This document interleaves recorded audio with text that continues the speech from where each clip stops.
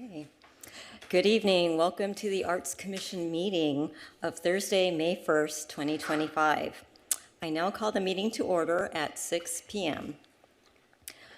We will begin the Pledge of Allegiance with Commissioner Mann. Would you please lead us? Absolutely.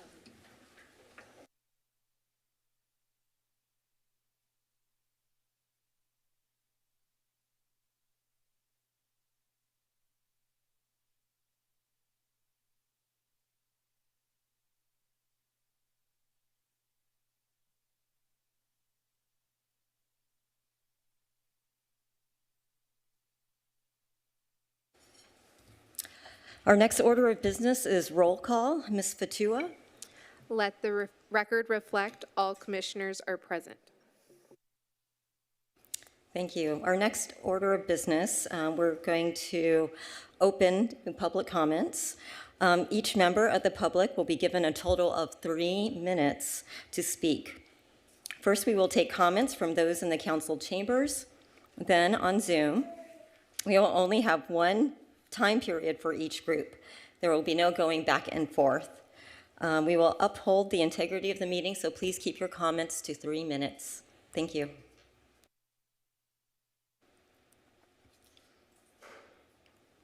You may begin, sir. Thank you, Madam Chair, Commissioners.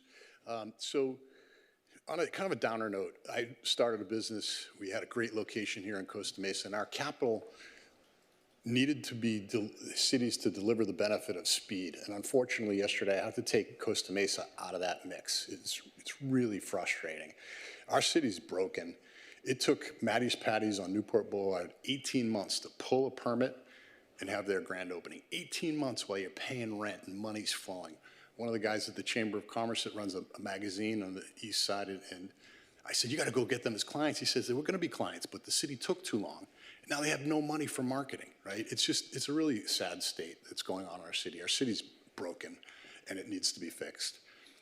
So on a good note, I've always liked the commission. I personally love the utility boxes. It's been one of the non-controversial commissions throughout the years and done good.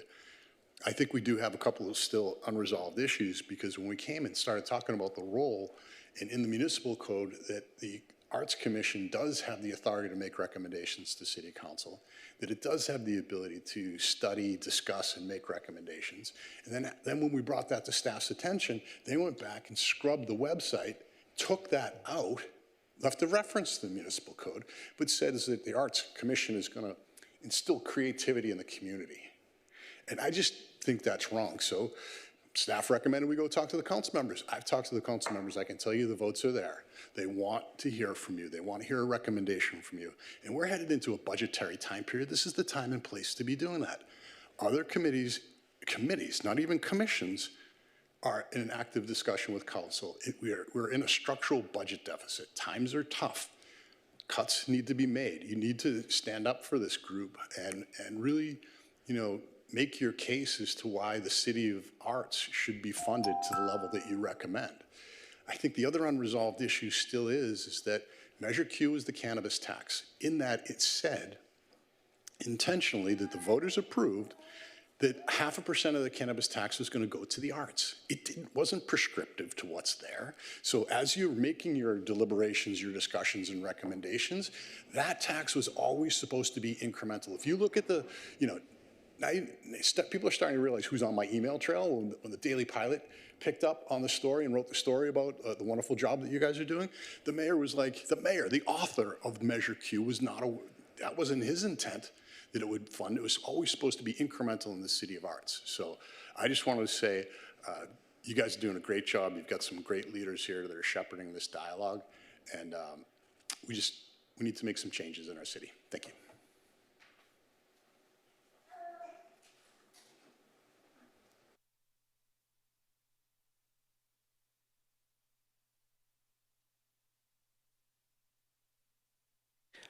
Good evening, Arts Commission. My name is Angel Correa, and I'm here once again representing the Costa Mesa Playhouse.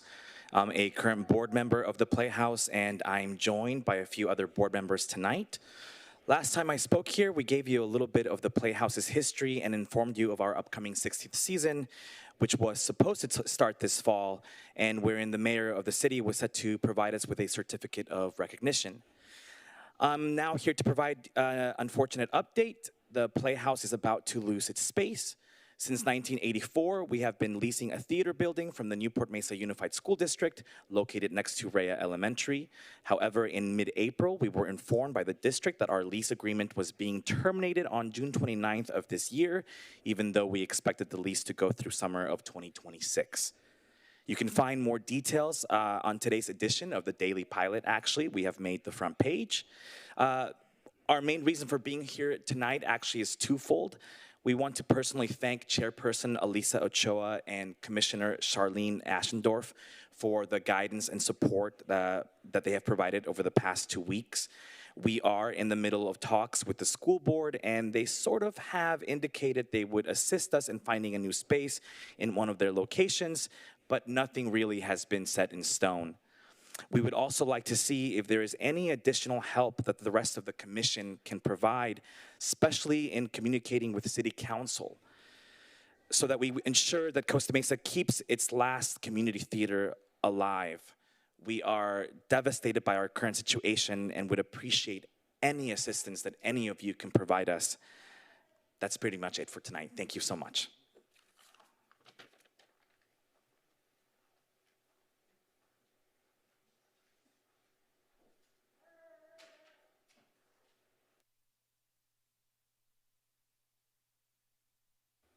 If there are no further comments in the public chambers, is there anyone on Zoom, Ms. Patua? There are no hands raised, Chair Ochoa. Thank you. Public comments are now closed. We will now move to commissioner comments. I will just kind of call commissioners just to keep order. Commissioner Ashendorf, do you have comments? Thank you very much, Chair Ochoa.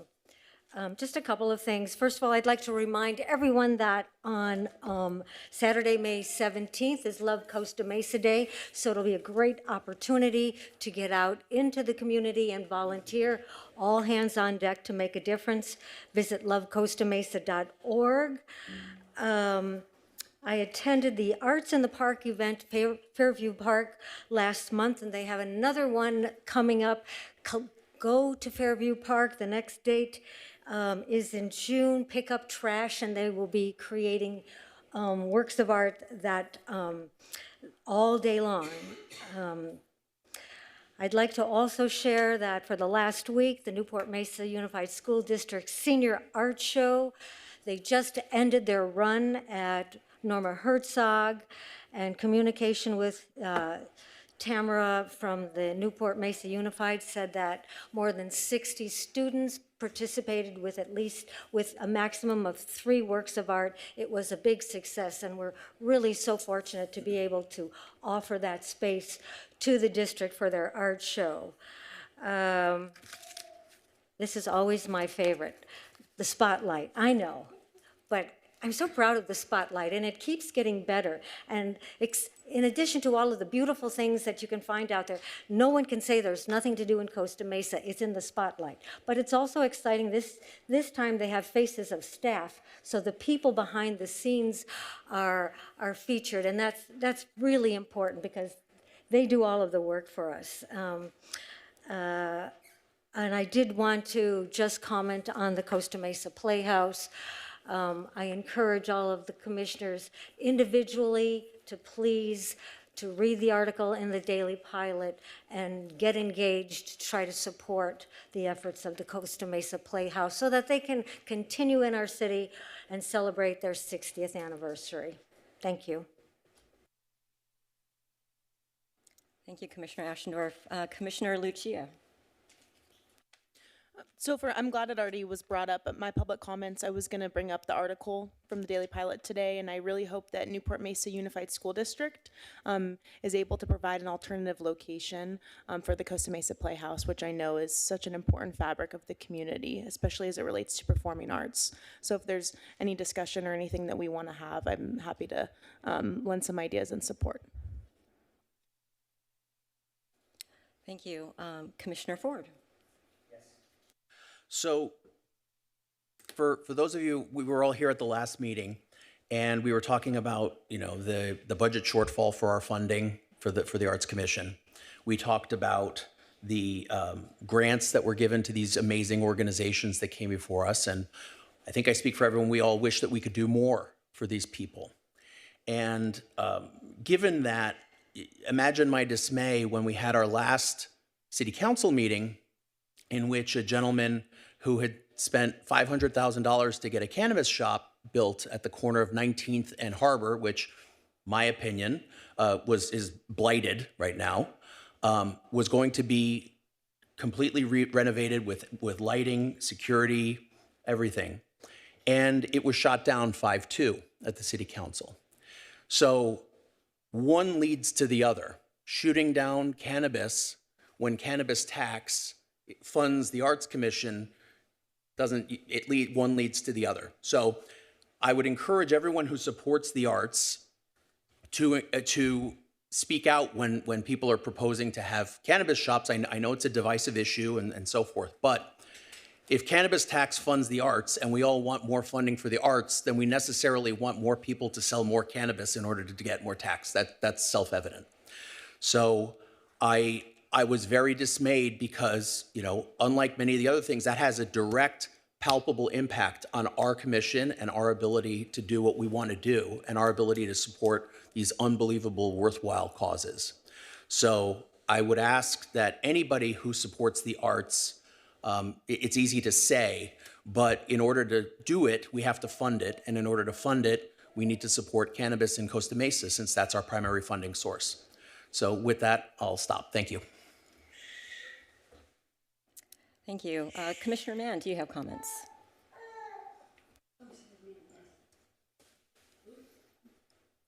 Hi.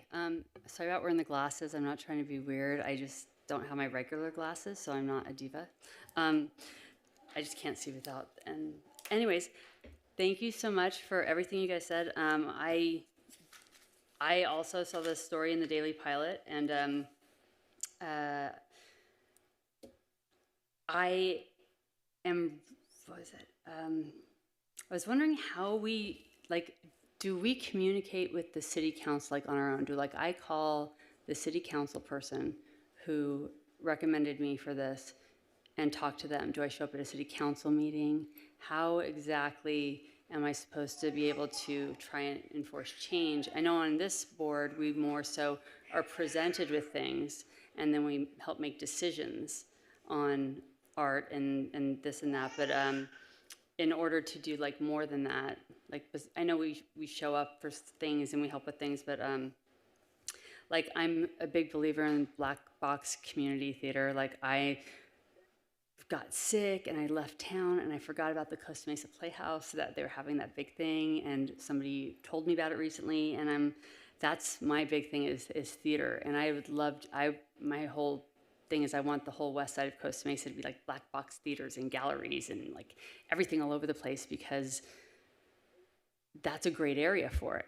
It's industrial, music venues. It would just be a really cool place to put all of that stuff. And I don't know if I just go out and on my own and just go meet people and say, hey, let's, do this or that. And I'm not sure with the Brown Act and the other acts, what I can and can't do. So if you have any information you could give me later as to what I can and can't do, that would be awesome. And then the other thing is, I think that is the other thing. Okay. I think I'm good. All right, everybody. Have a great week. Thank you. Commissioner Wonderchuk? Yeah, I think it's very sad of what's happening with the Costa Mesa Playhouse. I believe this has happened before, but 6 years ago, something of this nature came up, but I thought it was taken care of at this point in time. I know as a commissioner and being a arts advocate myself, I believe in what the Playhouse stands for. Same thing as you mentioned with the black box theaters and all of that. That needs to remain in this city. So I am going to reach out to them and see if there's a way I can assist. I know of another organization that has a theater space available, and so I will reach out to them as well. But we do need to get behind this theater, especially with this being year number 60, and it should be able to continue. So they have my vote of support. Thank you. Thank you. Vice Chair Dudarian. Thank you, Chair Ochoa. Good evening, everyone.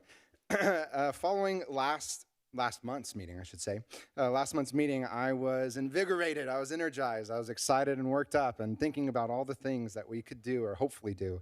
But I was also very curious as to what the founding, I don't know, legislation would probably be ordinance is more correct to say, but the founding ordinance was that established the Arts Commission. And so in the following days or the days following our last meeting, I looked up just what that ordinance was, and I found, just to raise it to fellow commissioners, since I couldn't email it out due to Brown Act requirements and limitations, it is $12.75. So it's now available on the webpage. If you go to the webpage on your computer on the dais, you can hit that, go to the Arts Commission landing page, and you can see there they have a link to the ordinances.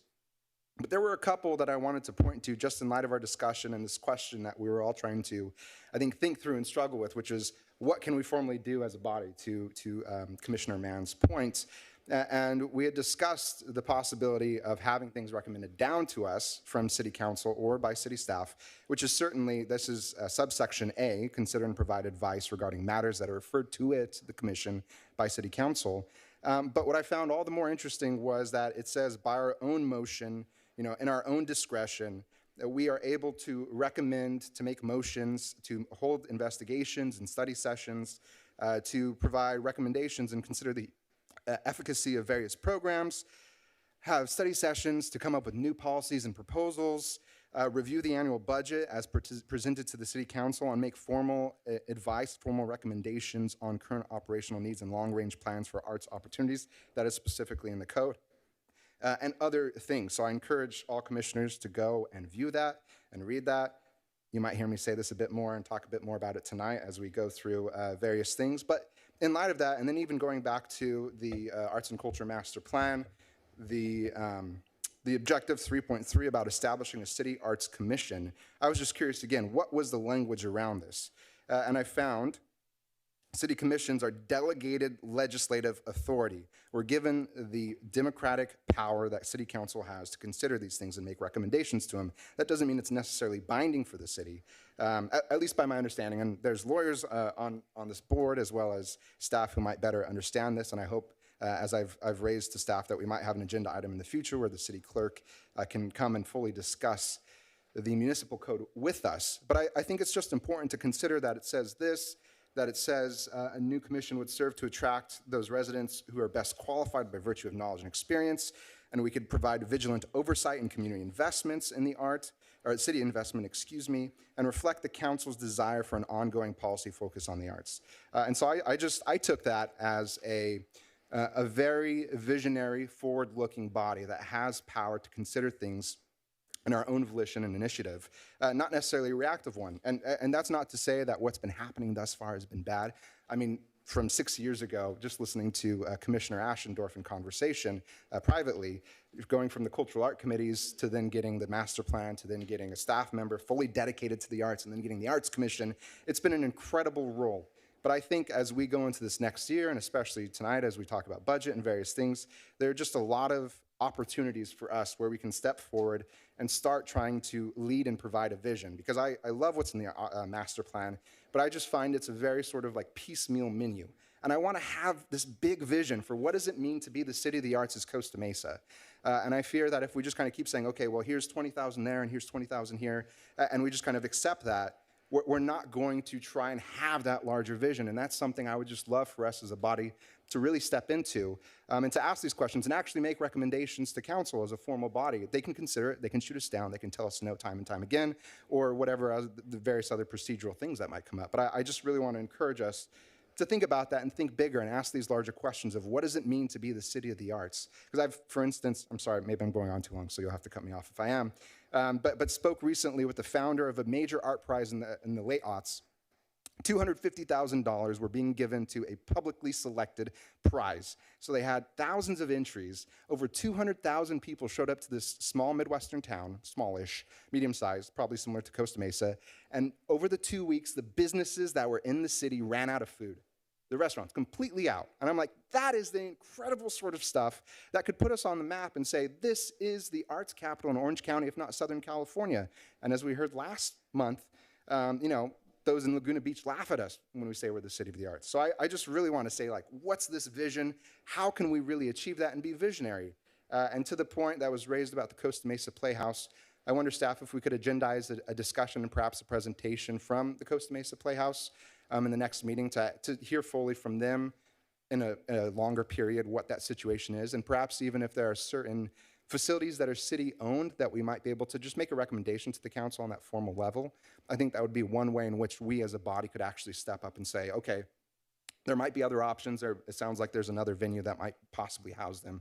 But if possible, why not make a recommendation to city council to say we'd love to see them, be able to lease this space, and if they say no, they say no. But at least we can step up and do something and offer that leadership. So thank you for listening to me. That's my time for now. Thank you, Vice Chair Jerry, and I'm glad to see you're very energized for this evening's meeting. We have lots of juicy things to discuss. Thank you, commissioners, for your comments. I would also like to thank Ms. Gardner and staff for supporting the Newport Mesa Unified Senior Showcase at the Norma Herzog Center. It was lovely and a great event. I appreciate seeing all of us to come together to support students in our area. I attended the last PAX meeting. I spoke during the public comment about the importance of collaboration and how having more art in our parks would be beneficial to our community. And I hope we can find ways to work across departments and include art throughout the city. I think that's something that we're all pretty much aligned with.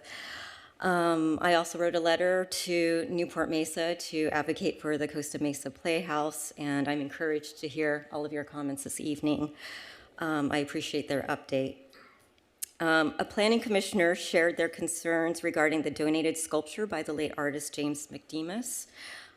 His mother is in her 90s and would like to see some of the previous concerns addressed. I would love to offer them an update if staff could share any information with me regarding the status. And finally, Earth Day had a great turnout despite the rain. Thank you, Commissioner Ashendorf, for tending to our booth. It was a great opportunity to speak briefly with 3 council members. I spoke with Commissioner Pettis, Commissioner Reynolds, council members Pettis, Reynolds, and Chavez, and it was encouraging to hear their interest and curiosity about the Arts Commission and what we're doing. And they do want to hear future recommendations and possibly a presentation of what we're doing here in the commission. I think that's it for now. I guess let's go to some. Let's see, what is next? Next order of business is consent calendar. Should I read the blue text? Okay.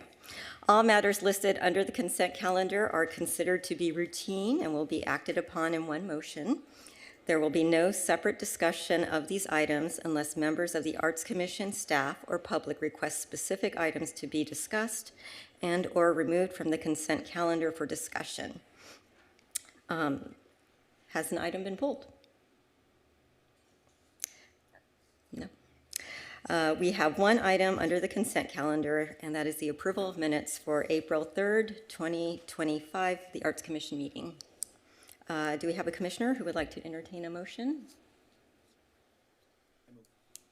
Okay. I'll second. Commissioner Ford makes a motion. Commissioner Ashendorf seconds.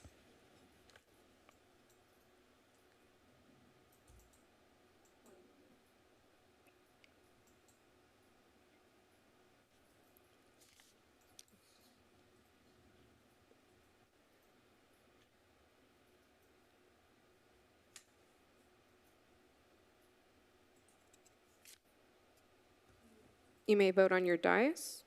Thank you. Oh, hold on one second.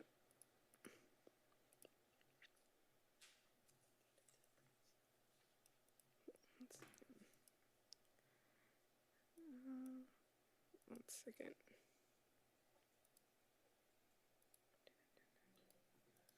I'm not sure what's.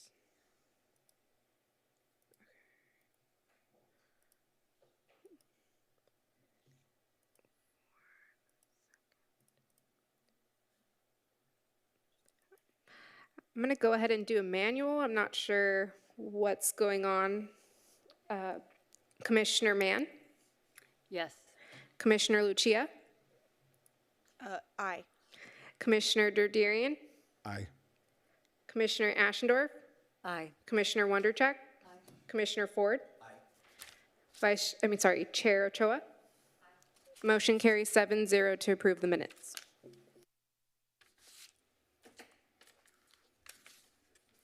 Okay. Let's see, next order of business is monthly reports, arts and culture staff report from Ms. Gardner. Thank you, Chair Ochoa, and good evening to the Costa Mesa Arts Commission. It's nice to see you all here on May 1st. First item on my report, the Arts Grant Program. So just a little update here. I just wanted to let you all know that staff are working on an arts calendar that will feature all the City of Costa Mesa arts and culture programming, like the Poet Laureate events that are coming up, any arts grants programming, art venture events, and free park performances, and other programs that we have. We currently have an arts and culture calendar on the website that features programming throughout Costa Mesa, and I'd like to see that populated because I think it's great to see all the amazing things that go on in Costa Mesa. But what I'd like to do is we've created a Google Calendar that we kind of embed on the website, and so what I'll do is create categories so that I hope this is like a landing site for all of you when we're looking, at all the events we do. I know there's a lot of information out there, so you can kind of look by, city events or school events or just events in Costa Mesa in general. So I just wanted to kind of give you an update on that because the arts grants, I started thinking about all the programs that are going to start coming up with those and then the Poet Laureate programs. And so I know there's always questions. We all want to be informed about when things are happening. So I'll definitely follow up after this is completed and let you all know it's there for your reference. So just a quick update on that. Quick update about Art Venture. We have just a little small reminder that the adult application for Art Venture will open on June 2nd, and it's going to open on the website, which is, for those of you who may not remember, it's artventurecm.com. So it's a pretty easy one to remember. I will do all updates on that page, so you can kind of reference that. And then I'll have print flyers ready probably for the June Arts Commission. So more on that in June. The exhibition spaces, again, another friendly reminder that we have Charlie Grow, May 16th, 4 to 6 p.m. He's been bringing in his work, and I just wanted to let you all know it's really beautiful. He's a carpenter and makes all the frames, so those are really neat to see, and he has such a wide array of photographs, so I'm excited to kind of host him on May 16th. And free park performances. So we are working on implementing in collaboration with Commissioner Wondercheck. This is a lovely suggestion by her to host Make Music Day here in Costa Mesa. And so this is a day of music, for those of you who don't know, that occurs every year on June 21st, the summer solstice, to celebrate music and kind of ring in the summer. So this was originated in France, and so it's been going on for some years, and cities across the nation and the world will host music, for free music for people to listen to, and also an opportunity for performers to perform. So the city is currently facilitating a venue, so we'll offer a space for performers at the Lions Park lawn and stage. And there's a website that NAM is the foundation, the group that puts this on, that they give kind of a template website, and they have a matchmaking site all online. So people can access the website, and they can access the matchmaking, which they just fill out an account. Like, I'm a performer, I want to host a venue in the city, and it'll match people to spaces. So I know we're kind of starting small, and it's meant to just be free for everyone, and people to just kind of perform as they would like. But just more on that as we kind of move forward on that. And free at Segerstrom Center campus, we have 4 more shows to go for the year. So all the tickets have been claimed except for one show and a workshop at ACMA, at the Orange County Museum of Art.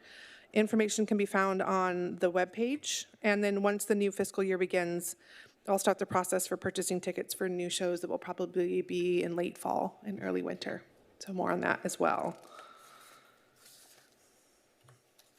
And then the Poet Laureate program, this is kind of the same thing that I was mentioning before with the arts grants calendar. Same thing, I'll put the Poet Laureate events on there as well. Yeah, and that should do it for me for my May report. Thank you so much.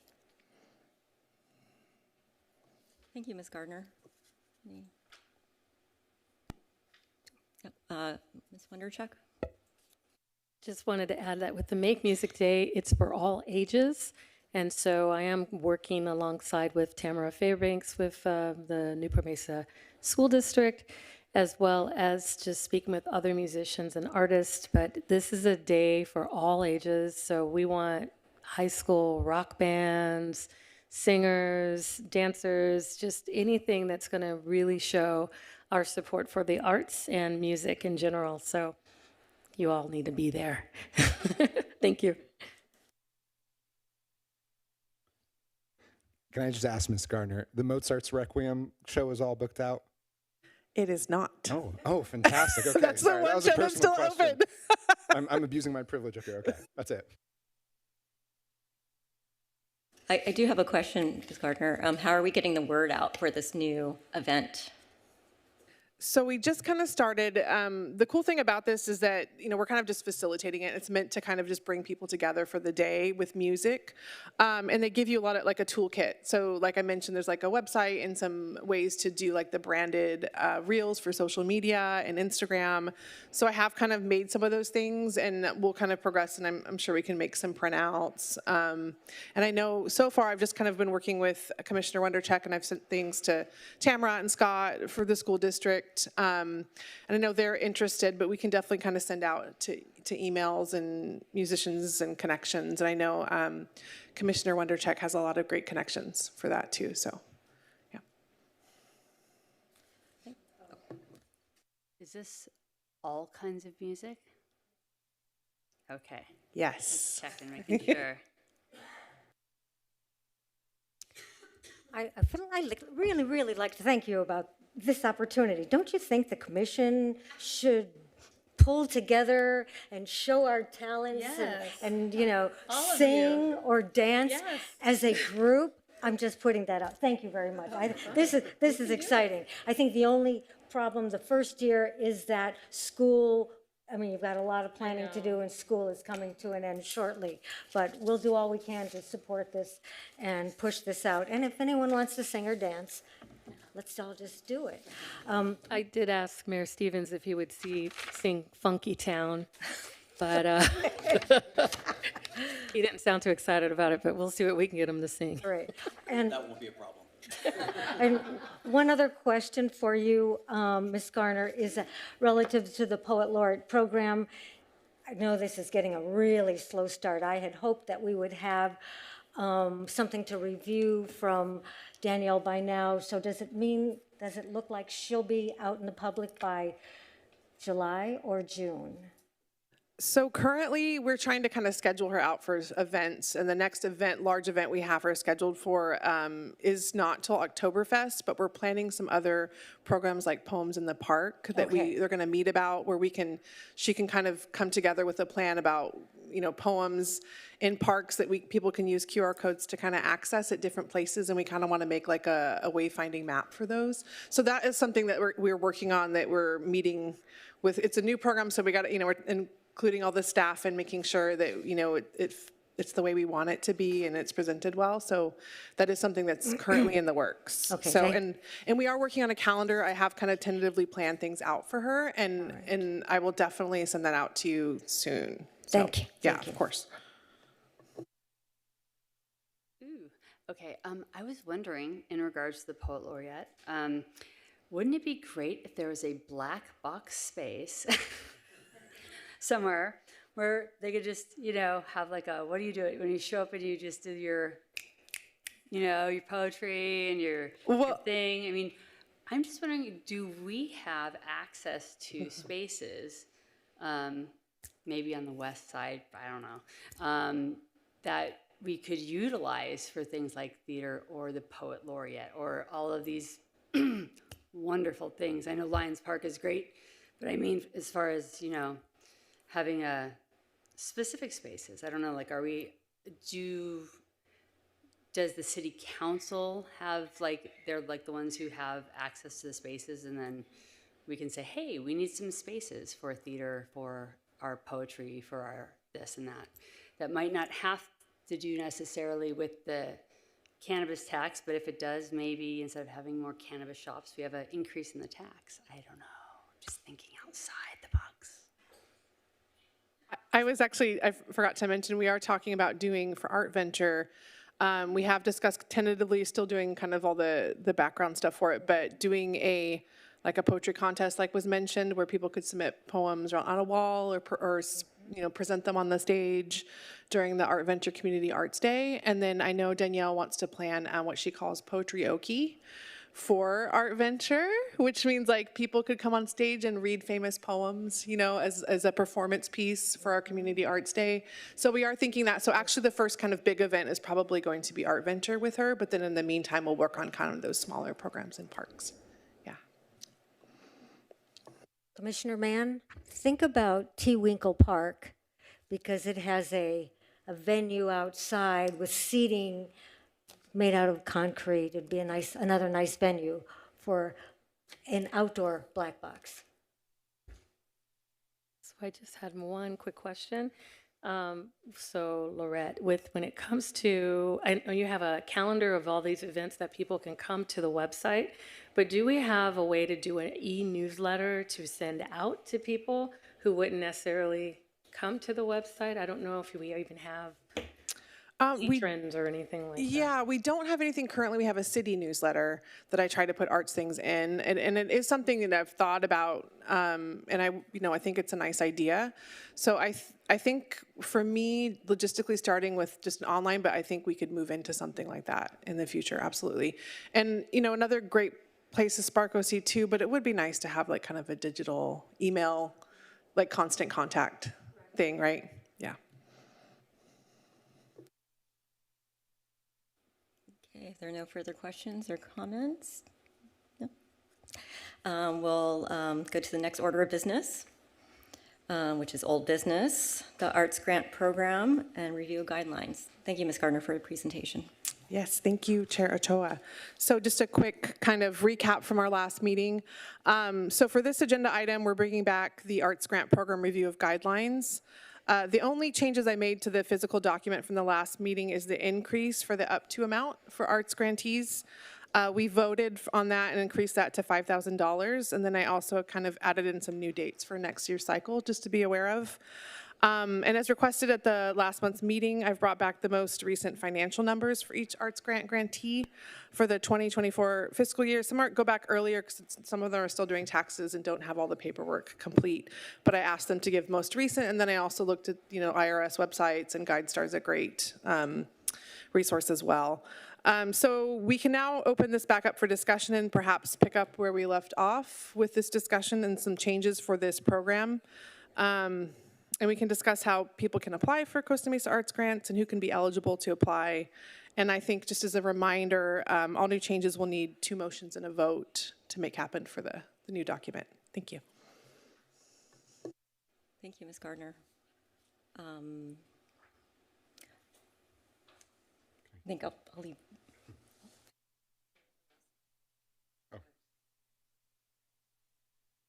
Go down the line. Commissioner Mann, do you have any comments about just for note-keeping purposes, I'm going to just call the names, and You mean for the, if you have comments or want to start the discussion for the arts grant. Chair Ochoa, for the arts? at this time, it should be questions only. Oh, questions. Thank you. Before it will open to the public comment next. I appreciate that. Thank you.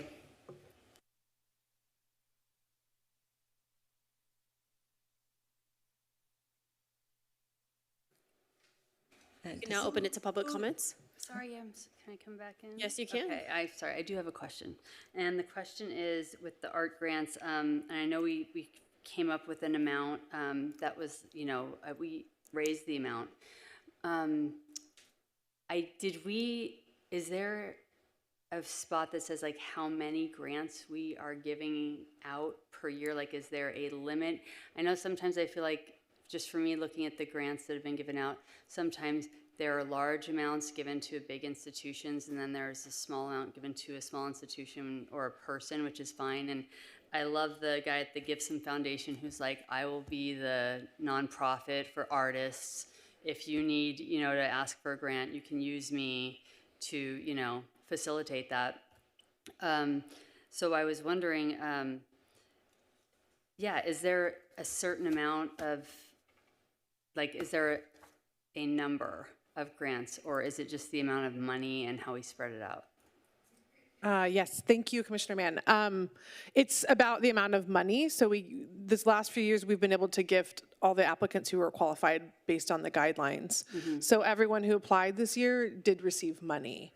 So, as it grows and things change, obviously that would be an opportunity to kind of change how we do that. But as of now, I think it's been, nice that we've been able to gift everyone through the program. Yeah.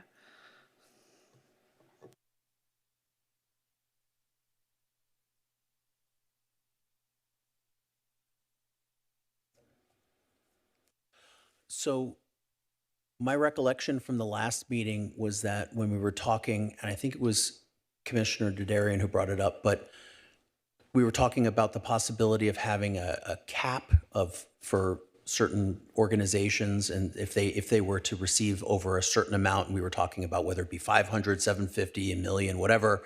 And then my recollection again is that we said, let's not do a shot in the dark. Let's have data so that we can make an intelligent decision. Is that one of the things that we're specifically doing this evening? It is. Okay. That answers my question.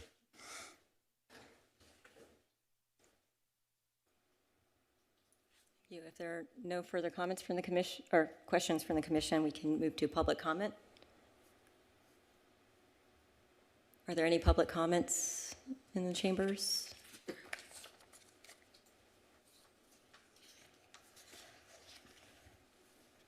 Thank you. Please limit 3 minutes.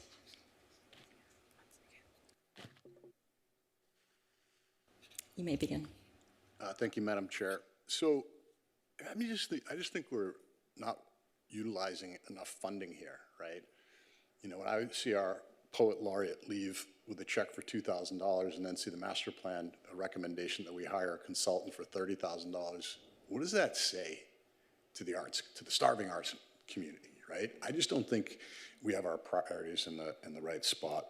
When the guy came in and thanked you for the $2,000 or $2,500 thing, and that went to porta potties for, I don't get excited about anything like that.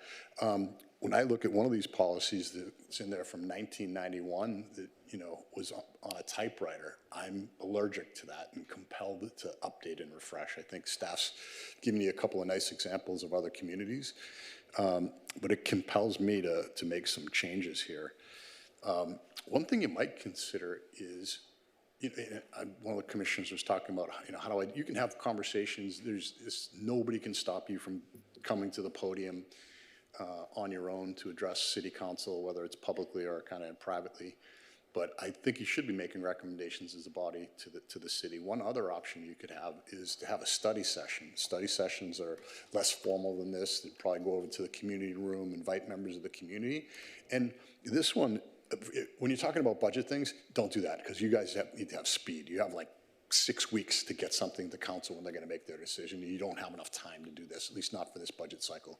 But for something like this, you really could kind of have an informal conversation in a study session, really kind of mix it up. You don't have to get dressed up and wear cool shades. You just it's way more informal. And I think that outcome might be really beneficial for a couple of these topics where you just want to banter and what if. And, if anyone tells you that I'm stubborn and don't change my mind, please prove them wrong. Remember the first time we met? I came here to recommend all of you be fired because I didn't think you were doing your job. And now I'm the biggest fan of each and every one of you, what you're doing and trying to do. So I just wanted to say, great conversations, good for you. And we need more money. This whole thing does need to be revamped. Thanks. Thank you.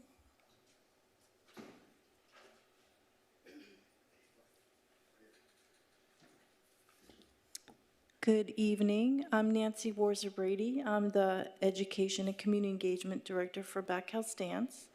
And I just wanted to say a couple of words of support for the arts grant process as it's been evolving. From my perspective of being a resident of this area for 30 years, a New York City transplant, I see a real deepening of a culture. Yeah, New York City. It's colder there now. And I just, a few thoughts about visibility that might be helpful to shine the spotlight a little bit more is that with the new grantees that you have, or even prior grantors, bringing us together, maybe it's or we're making presentations about where we are or a finished project in front of City Council, just having more visibility, I think would be helpful. Some data also that shows the number of residents and non who attended these events. And I think also equating it to how it builds this creative economy, how showing that arts jobs and there are careers that contribute to the community in Costa Mesa. So it's beyond the city of the arts, it's also a creative economy. And I think that there are just another few other thoughts as you continue through the process of the grants as it evolves. I know in the last meeting there was some discussion about equity in terms of do the same organizations get funded? I think it's something to consider. Sometimes there is a pause, 3 years or 2 years, depending if it's a different project. The other thing is, I think, it's just a suggestion in terms of looking at equity among arts disciplines. So, and different audiences. I think it's, different kinds of projects that I think would add a different positioning and something to consider as you move forward. I've just seen nothing but real progress, and I'm here to support in any way that I can. So I want to thank you.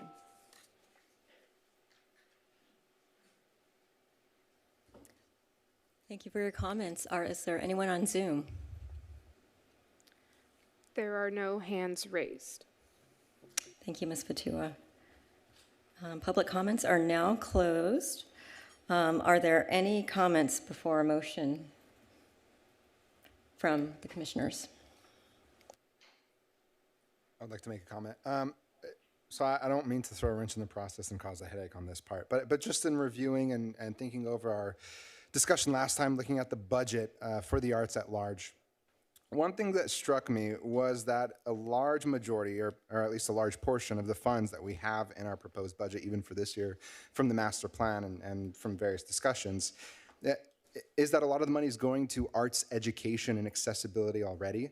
And I know this is a part of further agenda items that are coming up even in this meeting for public art and various things. But I just wonder, would it be better for us to even consider reframing the Arts Grants program not to be about art education, because primarily that's what we funded this year. There are maybe 1 or 2 projects otherwise that weren't arts education, but really consider more of a focus on actual artists and art productions that are public facing, whether that means performance art in some sense or public kind of visual art or even galleries or something of the sort, but things that are accessible to people, yes, but actually supporting art being created. And I think that was a big comment that we received from the public last time and the community that was here and presenting.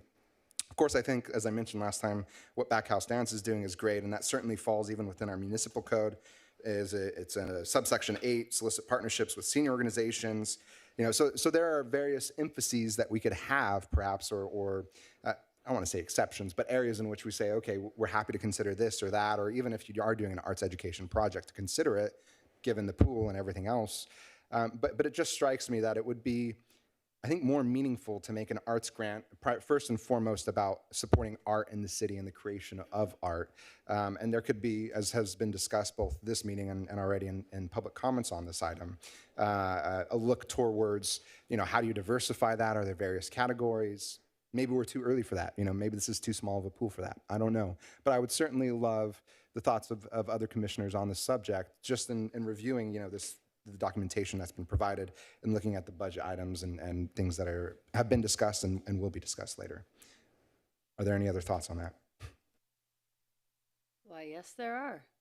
Actually, no, in looking at the budget forecast also, I was looking at number 4.1, 2, 3, and 4, which is reimagining the arts grants, need for creative spaces, keep creatives in Costa Mesa, and promote the creative sector. And I notice right now that we do have Reimagine Art grants, a budget for that, but we don't have anything for the others. And I know I'm sounding like a broken record in wanting spaces, but I do feel like if you get a space and you have a space, not an outdoor space, but like a space, that people come, things happen, if you build it, it will come. And I really, and I know older people, I think, don't get me wrong, are more prone to funding or donating to things like this, whereas younger people give them more sweat equity and they show up and they do these things for free. I mean, I was a theater brat forever and I worked for nothing forever at a theater, and that's because that's all I wanted to do. So I don't know. I do know how to get one up and get one going. And I do know how to find the people. It's just where are we in this space right now? I know right now it's at a 0, so I guess I'm wondering, is this just for a later date when we have more money, kind of a thing to look at? I also just want to remind the commission that we're speaking on the agenda items regarding the arts grant application. And eligibility. No, we love you. It's good.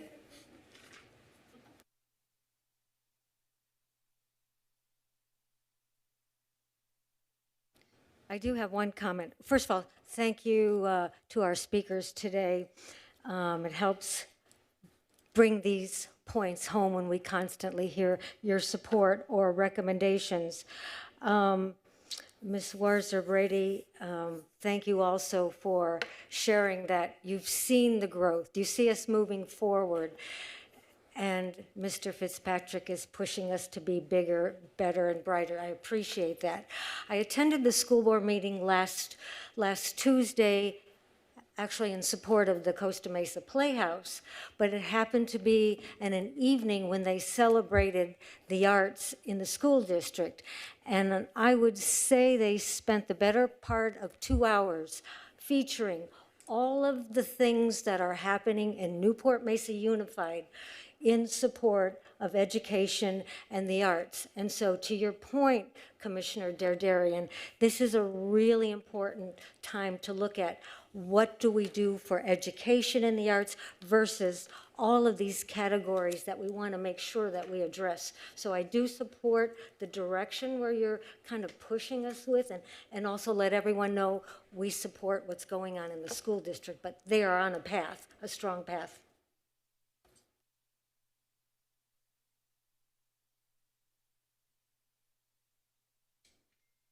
Yeah, I was hoping we could come together and discuss what was brought up last meeting, examining the revenues of the organizations that have received arts grants funding in the past to see if we want to put some sort of limit in place or maybe we don't want to. But I did want to call out all but 2 of the organizations looked like their revenues were under 7 figures. So if that is some guiding point for our conversation, I did notice that was there, except for Pacific Symphony and Pacific Chorale, which we all knew going into this.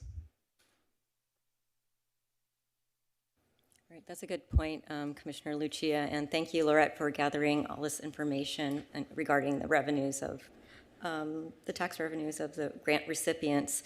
I had thought about it a little bit as well, and, you know, it might be a good practice to consider having a size limitation or a cap. Or if we don't want to be as structured and we want to be a little more flexible, maybe we could have tiers. Like, let's say tier 1, our budget's under 250,000. Tier 2, or might be $250,001 to 750, or tier 3 could be, you know, et cetera. And that could be grouped into their operating budget.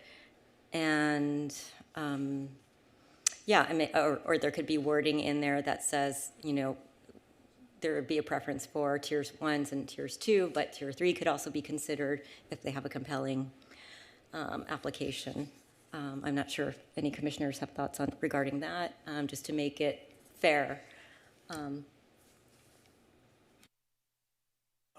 I agree with Commissioner Ochoa's comments about, you know, the cap and, you know, the idea that there were at least, you put $1 million as the number, and, you know, I'm about impact, and so, you know, that 2,500, and I say this as someone who goes all the time and loves the Pacific Symphony, and I love the Pacific Chorale, so I say this as a huge fan of both organizations, but $2,500 to a $23 million budget, I mean, that's like a drop in the ocean kind of thing. Whereas some of these smaller groups that were put there, you know, if they have a $45,000 budget, I mean, that $2,500 goes considerably further. So, you know, I guess the tier might work, but I would also be in favor. I mean, I love what Give Some is doing, because they're not only doing what they're doing, but they're willing to sponsor other artists and kind of be a catch-all. So I personally wouldn't want to go below or any threshold where Give Some was not eligible. But given what we've seen here, at least on the information that staff has provided, you know, I would be comfortable having a cap at $1 million personally. And so I would invite comment and discussion from the other members. I appreciate the report. Lorette, you had created this for us with these numbers. And I agree with you, Commissioner, as well, that $1 million cap would be something that I would agree with, based on knowing what you just shared with Give Some, the impact that they're making, and there'd probably be others that could get up to that amount. But I think 1 million is a good amount to have a cap personally, and would love to hear from others as well. I'll just say I'm not as personally concerned with a cap at this point. I don't think we're having enough applications to require that. And furthermore, just looking at these numbers with Give Some, you know, they're already at 940,000. Consider a good year. Maybe they get bumped up to 1 million next year, and then they're capped out, right? Or they're on the tier. And again, just to return to my original comment, I think it would be a welcome. I would welcome it, so I'm gonna say it's a welcome thing. But it would be a different direction and a good direction, I think, in the contribution to the city to consider, or at least foreground within even the application and the language around it, actually, you know, producing art that is public facing, that does have some sort of public impact and is reaching people, and whether that is like a public performance at the park that's free, or you know, a piece that's made available in one way or another, whatever that might look like, as a sort of civic art piece. I think that is one way in which we can say, okay, you know, either there is a direct kind of number impact, or it's just publicly available for people to see, and that would be welcome. And then at that point too, when you get to questions about, say, like Give Some, they can actually be a fiscal sponsor, and there's no issue if we have, say, 5 applications that mention Give Some, because they would be fiscally sponsoring several applications, perhaps, if it's to actually create art pieces.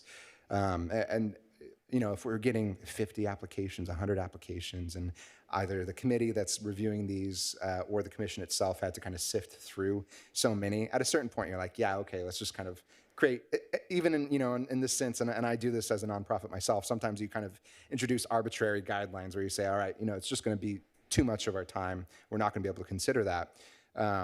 over a certain amount or whatever it is. But right now, since we had, what is it, all of 10 or 11, how many, was it 11, 10, 9? 9. 9. 9 applicants who all received grants. I'm just not concerned about the number per se at this moment. I think it's certainly a conversation to continue to have. I would just love to see like a re-emphasis or a reorganization around art production. May I respond? So I agree with you. It's just that if we were to take even the amounts to Pacific Chorale and Pacific Symphony, and then we can those can then be allocated to the other ones, and that, you know, again, I'm just focused on the fact that every dollar helps, and even a $500 increase to one of the other 7 would be substantial. I do agree with you, though, that that the focus should be on performance and opportunity, because, you know, so many artists are looking for need that audience, whether it be people coming to their gallery or people watching their dance or people watching them sing or whatever it is. You know, it's that break. And for some people, you know, this may be their opportunity to show their talent to, you know, people and a free. So I do agree with you that public facing performances should be a really important factor in allocating. So I agree with you wholeheartedly on that. I agree with your point as well. Obviously, I feel these grants should be serving the public, their taxpayer money. And I think there should be, I think there already is language about that in the grant application, but it might be worth considering again. And I propose the tier just as a happy medium between not putting caps and putting caps. So, you know, there is a little flexibility, but a little structure there. I don't know how you guys feel about that, but it would be, I would invite conversation regarding those tiers. Can you say a little bit more, Chair Ochoa, just about the tiers again, so I make sure I understand what is actually being suggested? Yes, thank you. So the funding amounts would be scaled according to a tier, and we could say priority would be given to maybe the smaller nonprofits that don't have large endowments or professional grant writers on staff.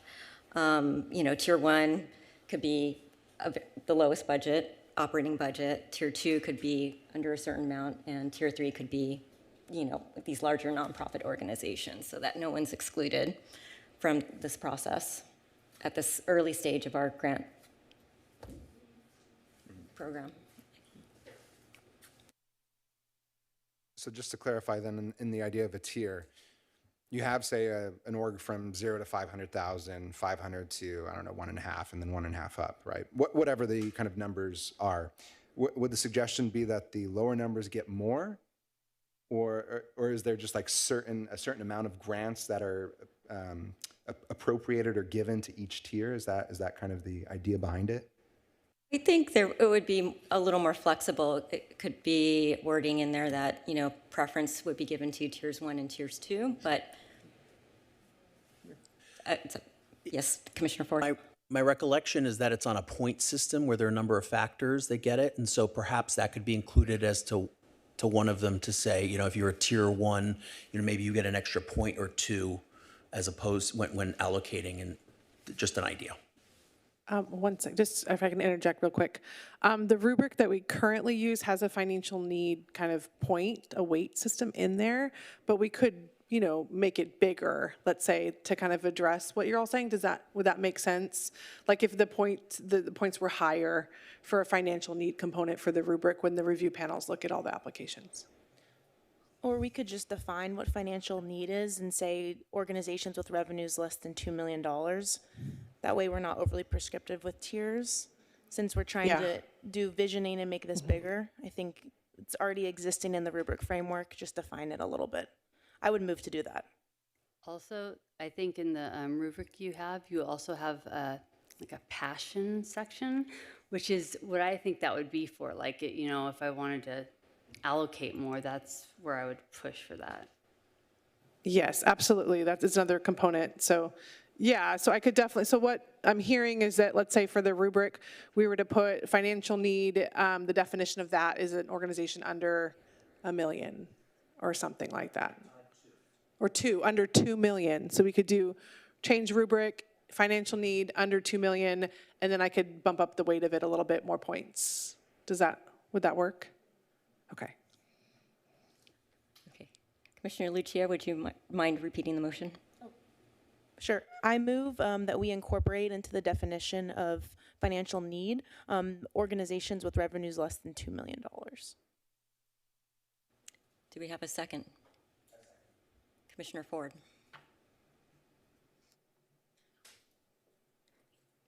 Everyone may vote on their dais.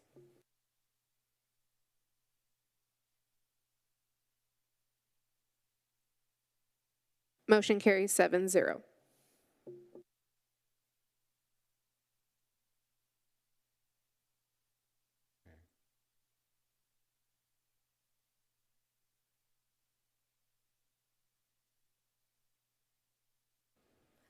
Commissioner Ford? Oh, I'm sorry. Commissioner Dudarian. It's okay. There we go. So I just want to return to my suggestion about making it arts focused. Is that something the commission, our commissioners appreciate?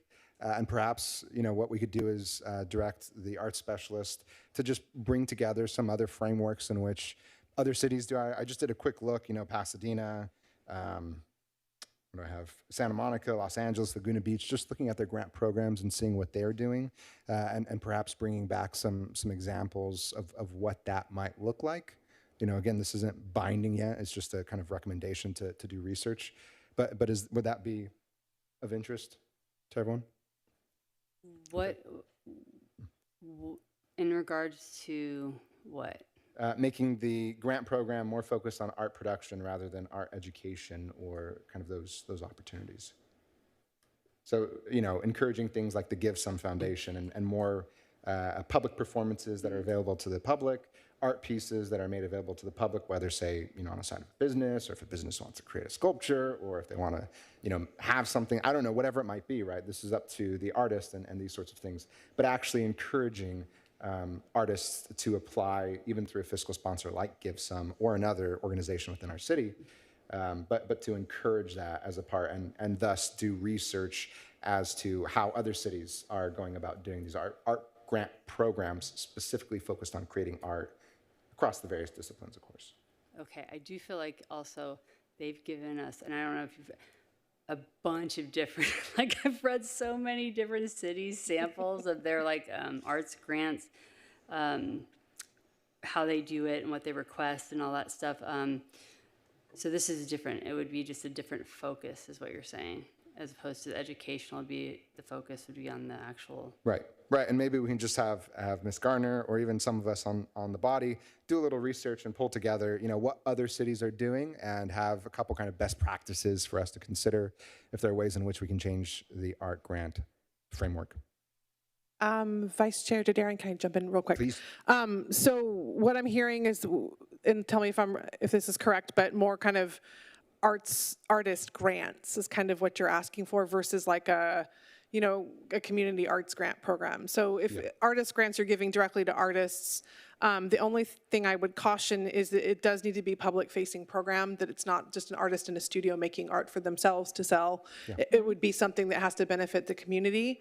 And then the other thing I would say is that I want us to take a look at the master plan as well and look at all the funding that goes towards paying artists for their work, like in free park performances, or, and we do Art Venture too, where we support artists. So I'd love us to think about this kind of big picture and look at the money we're currently spending and then where that gap is. I mean, just a perspective, my admin perspective, but I think it'd be nice to look at the whole picture and then kind of go from there, if that makes sense. Sure. And that makes sense to me too. I want to make sure that we're opening up opportunities for, the non-major events that we're hosting, like the free park performances or, free at Costa Mesa or free at Segerstrom, where we're giving, large amounts of money to particular organizations to host these things.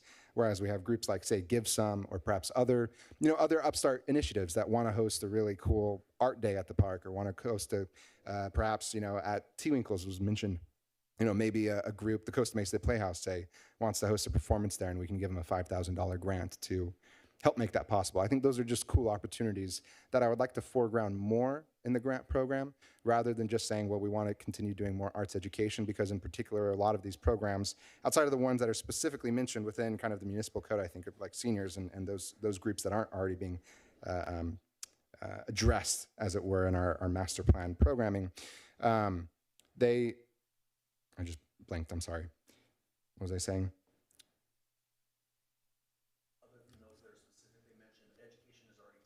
Yes, thank you, Commissioner Ford. I don't know where my mind went. I was like looking at it, and then my train of thought went. So that's why I just want to encourage, that art creation, because some of the grants that we gave out, this is where I was going. Some of the grants that we gave out, were programs, and maybe, of course, not major amounts. $500 isn't much, but programs that were going to serve like 10 people, and fine enough. There are good programs that are being done. I would just like to say, well, okay, what's the biggest kind of splash we can make with the $5,000 grant? And is that kind of mindfulness exercises in the park, or are there other things in which we can encourage and kind of live up to as the City of the Arts outside of just arts education, as it were? Vice Chair Darren, would it help if we, I'm not looking at the document right now, so my apologies, but I think, would it help if we change the language for the qualifying audience of, who we're going for? Like, I'm not looking, I think it's listed in there as like artists, educators, arts organizations. Would it be helpful if it was more specific, if you wanted to tailor kind of that language to what this program is for and the mission? Because that's up for, discussion as well. So if it's something that might make more clear for applicants. And the other thing I will say is, it's, when we advertise for the arts grants, it's not necessarily specifically to education. That's just kind of who's applying. Yeah. And so, and that's kind of what the community is showing that they need money for, at this point. It doesn't mean it couldn't change, because I think it could for sure as the program gets bigger. But maybe an intention in the language would be a suggestion. Yeah, no, I certainly like the suggestion. I just think, reading through the art grant guidelines and application, it's certainly foregrounds like accessibility and education, right? And this is like what it harps on the whole time. So as an artist, you're going to look at it and you're going to say, is that really what I'm, doing, or these sorts of things? And I just want us to kind of change the emphasis in some sense.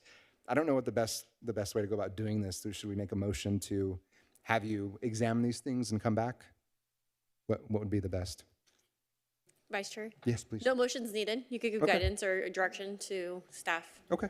Thank you. Great. Can I also add that this is a possible place where the tiers might come in, is maybe the amount of people that are going to be offered art to. Like, tier 1 is like 0 to 25. Tier 2 is like, 25 to 100 or whatever. I mean, that might change the dynamic in how much you're, offering, or, and I like your tier idea. I just thought that would really work there.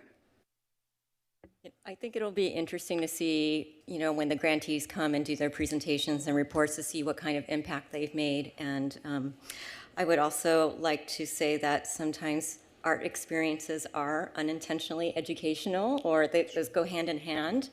So I wouldn't, the languaging would be interesting. Chair, yeah, just wanted to point out, bullet point number 2 in the mission does state arts education in school. So that really does come across very loud and clear. So I'd like to see us consider to move into your discussion, Vice Chair. Well, Ms. Garner, might we ask you to bring this back with some possible suggestions or ways in which we can reframe that language and consider how do we make it more art focused or art creation focused, at least as a part of the framework of the grant application itself? Yes, I think I can do that. So what I'll do, and let me know if you think this will be sufficient, but I can bring examples of artist-centric grants, and then I can kind of maybe give a few examples of maybe change that mission language a little bit, kind of change that and see. I'll give you like 2 or 3 examples, and then we can kind of work from there and look at that language and see if you want to change it from there. Great. Okay. Thank you. I'll shut up now. Just adding on to your point, something I noticed from the grantees' presentations was that a barrier to them being able to bring art to the community oftentimes was venue access. And there was one grantee that had spent the whole grant on their rental of the Norma Herzog Community Center. So I'm wondering if, in a big visioning exercise, very similar to the Free Park performances, but more of a festival, would we do like an all call for artists, and then these bands or performers would be provided with the grant to perform, but we would provide the venue access to them. So we're lowering the barriers to entry. And it could be a really cool annual thing. Something like that, just touching on what their needs were, hearing from the former grantees.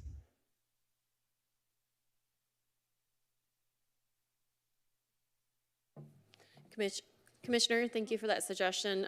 We took that public comment to heart. We actually had a very lengthy conversation on how to implement that in the future grant cycle. So we'll be coming back to the commission with more information on that. Appreciate it.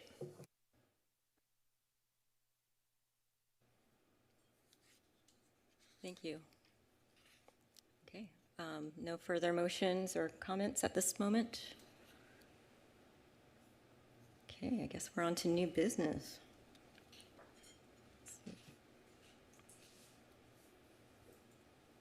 Okay, review of public art funding options. New business. Are there any questions from the commission? Chair, we do have a staff presentation. Thank you. My apologies.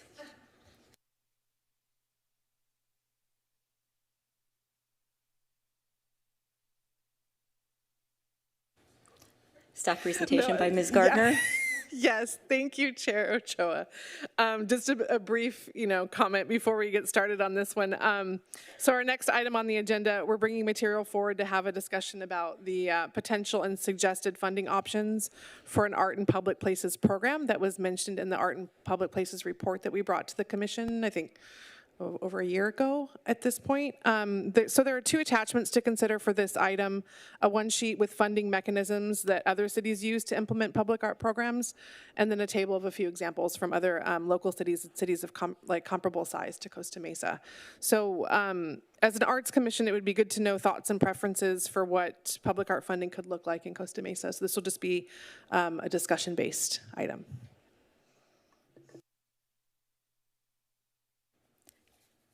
Thank you, Ms. Gardner. And Chair, we'll start with questions from the commission. Any questions? Are we allowed to try and get money from every one of these? Well, I think at this point, we're very early stages, so it's really kind of, we want to source the commission for the preferences, things that you'd like to see in Costa Mesa. I think an opinion-based discussion, because there's many steps to this that would, that we would have to consider before moving forward with any of them. I did have a question. I was wondering if there had been a mandate in place before the Arts Commission? Chair Ochoa, are you referencing like any public art? Currently, no. So the only language we have in ordinances regards to sign ordinances, and there is a mention of mural, but that's as far as it goes. Thank you. Commissioner Ashendorf? Yes, thank you, Chair. Just a couple points of clarification, Ms. Garner, on the attachment that references percentage for public art examples.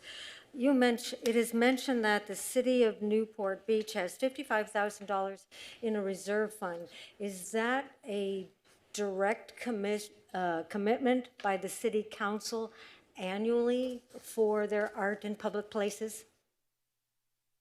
As far as I understand it, yes. So I know that they have some library staff, I think, that work in the arts and kind of manage the ins and outs of the budget for them, but I know that their commission operates a little bit differently, and I think they do have a separate fund, yes. And then, if I may, an explanation on the Quimby funds. Is that something, it says restricted to parks and support the integration of public art into park enhancements. Isn't that something that we have attempted to do historically? I don't know if it comes from Quimby funding, but for example, when we did the butterfly park.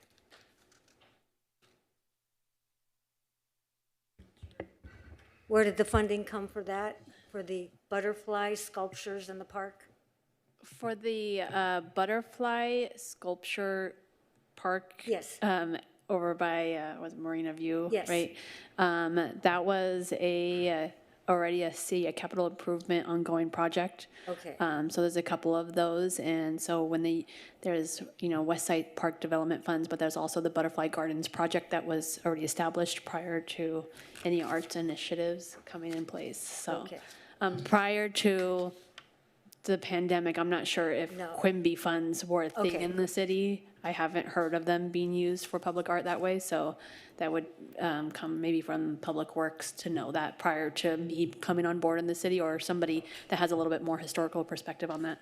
Okay, and then my final question is on the Arts and Parks funding, and that's at a state level, is that correct?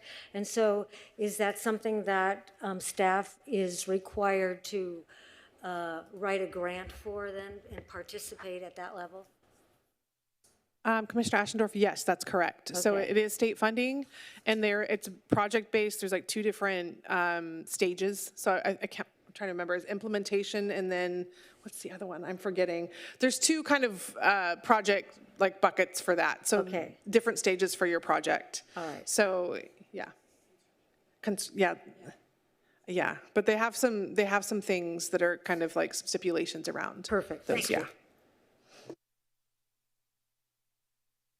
Thank you so much for providing these ideas. I love the private development fund. I think that's a really wonderful idea, and appreciate you providing the examples. I think what Dana Point and Laguna Beach are doing is really smart. They have flexibility, so for developments over a certain amount, you either have to contribute to the arts and public places, a physical art piece, or you provide that money to a separate fund to fund public artworks in the city. So I think that's something that we should really discuss and consider making a recommendation on.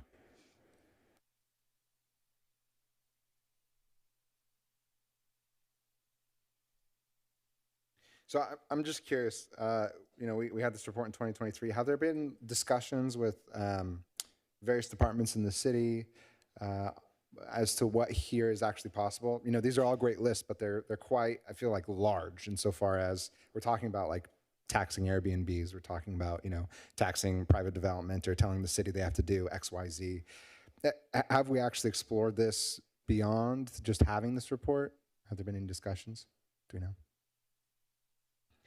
So we've met with some other department heads to talk about some of these options, not in length and not any realistic implementation, but of just a general conversation of what that would look like. We do realize that with the discussion with the other department heads, it was prior to Director Gruner being here, but that these are much larger conversations across the board. The TOT tax a lot with our finance department handles what those figures look like, development fees and the percentage requirement. We've talked with our, economic development and development services director, but then they also report to another group of developers, and they have their own kind of, it's BIA, but it's not the BIA that funds events and programming. It's another BIA regarding to developers, and so she has their own outside meetings with them, and so much larger, and it would all come in the form of an ordinance that council would have to direct either this department or us to work with all the other departments to develop a draft ordinance, but that direction would have to come from the council. Okay. That's all my questions for now.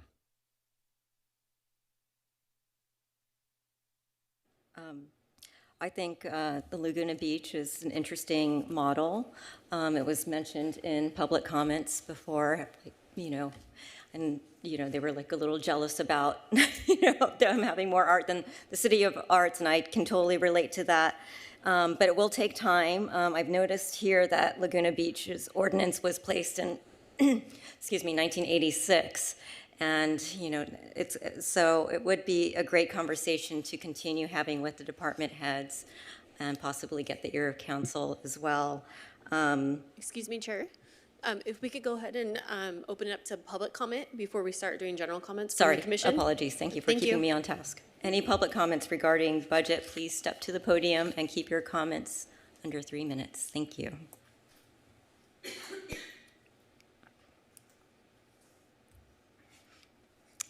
Sir, you may begin. Madam Chair, thank you. All right, now we're talking. The TOT, Travel Costa Mesa, they have big budgets, right? I would resist any temptations. We burden our developers already for school fees and park fees and everything else. To put another art fee on top of that, I wouldn't do. But, you know, Paulette over at Travel Costa Mesa loves the arts. Have you ever seen their website? Your stuff is all over it, right? Why not partner with them to figure out a way to, you know, the master plan says generates 1.7 million. I think it could be triple that by partnering with Travel Costa Mesa, right? How about when the city builds a new fire station? Why don't you make them put in public art, right? We don't have a money problem, we have a spending problem where they're allocating it, right? Make your public works projects work harder for the arts, right? You don't have to shake down any, it's just flow the money into the arts. Developers already pay park fees and stuff like that. Why not partner with your Parks and Recs fellow commissioners and issue them a challenge that says we need to see more art in our parks here, right? We have the money, trust me. You know, mandates versus incentives, right? So when I was chair of the Planning Commission, I was big into active transportation, but I'm also fiscally conservative, so I'm horrified when government, you know, the cost and size of our government has just gotten too big at all levels, right? So cities most of the time want to mandate things, right? You don't mandate the things you want. You mandate things like health and safety and you put it in a fire code. When you want something, you give an incentive. So maybe you can work with your planning commissioners to say, when a project comes forward, so what I did as chairman of the planning commission for the bikes, if you put in a bike rack, you get credit for a parking spot, right? I can't tell you how many parking issues have been solved by they're like, oh, just put in a bike rack and now we're parked to code, right? Be creative around that to incentivize people in both the public and the private to be putting in art. Let's see. I just think that there's opportunities to work with some of these larger budgets to integrate art as a theme and a concept, and you do it through an incentive. There's plenty of money out there. Again, we don't have enough money. We can talk about that in the next item. But this is a way to get really creative. I would not put that burden on the developers. Everyone wants to talk about affordable housing, and every word coming out of government's mouth makes it less affordable. I want more trees. I want some of this. I want some of that. And so really government is the solution to this. So work with the public works and all these other departments to instill the concept of art. Thank you.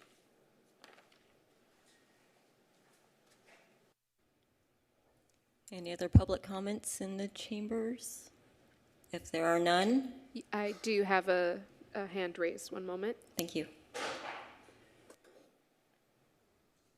Hi, everyone. My name is Seema Mishra. I'm actually the CEO of Viva Che Designs. I was actually at your last commission meeting in person. Our company has done over 200 commissioned art pieces worldwide. I just wanted to piggyback on both Jim and Fisher's comments about thinking more boldly and being creative and how you obtain the monies and actually conceptualizing your art strategy for the city. We really believe that your strategy ought to include a substantial focus on art in public spaces, as you all have been talking about, to uphold that branding as the city of the arts. I'm also very encouraged and impressed with the market research that you've just done that's gone into kind of understanding the existing landscape of funding more generally. As a part of this, though, I would ask that you consider creative resources for funding that straddle both public and private funding resources. And you can raise these funds in a variety of ways: public-private partnerships, grants, and allocations from your private builds. And I just want to give you two tangible examples from our existing portfolio, which you can just draw from.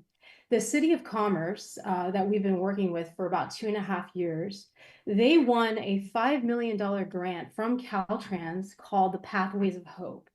The project outcomes were to uplift local parks and adjacent freeways. The je ne sais quoi of that grant, though, was that there had to be murals as part of the redevelopment. We were the reason why our collaborators won that grant, and we have created and are now fabricating over 15,000 square feet of public artwork on pedestrian walkways and underpasses. In addition, the City of Commerce is charged a 1% tax against any private build, as your research suggests, and created a fund for the arts over the past 5 years that is now in excess of $1 million for public artwork. The vice mayor is an art advocate and has been behind this fundraising, and it has taken about 5 years to build that fund. So the next example I'd like to give you is the city of Spokane, which we also just finished a project with.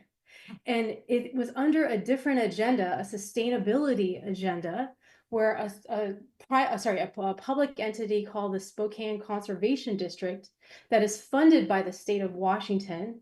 She literally straddles both public and private funding. So she was able to raise for the build from the state of Washington the entire structure. And then she went out to private resources and hustled to get donors to give for the mural collection that we did. I think the important thing to consider, as Jim just mentioned, is that the money is there, especially in potential economic Your 3 minutes are downturns. up. The irony is that there's no better time. Thank you, Seema. Your 3 minutes are up. Are there any other comments? Okay. Thank you, everyone, for your comments. Now we'll open it up to commissioners.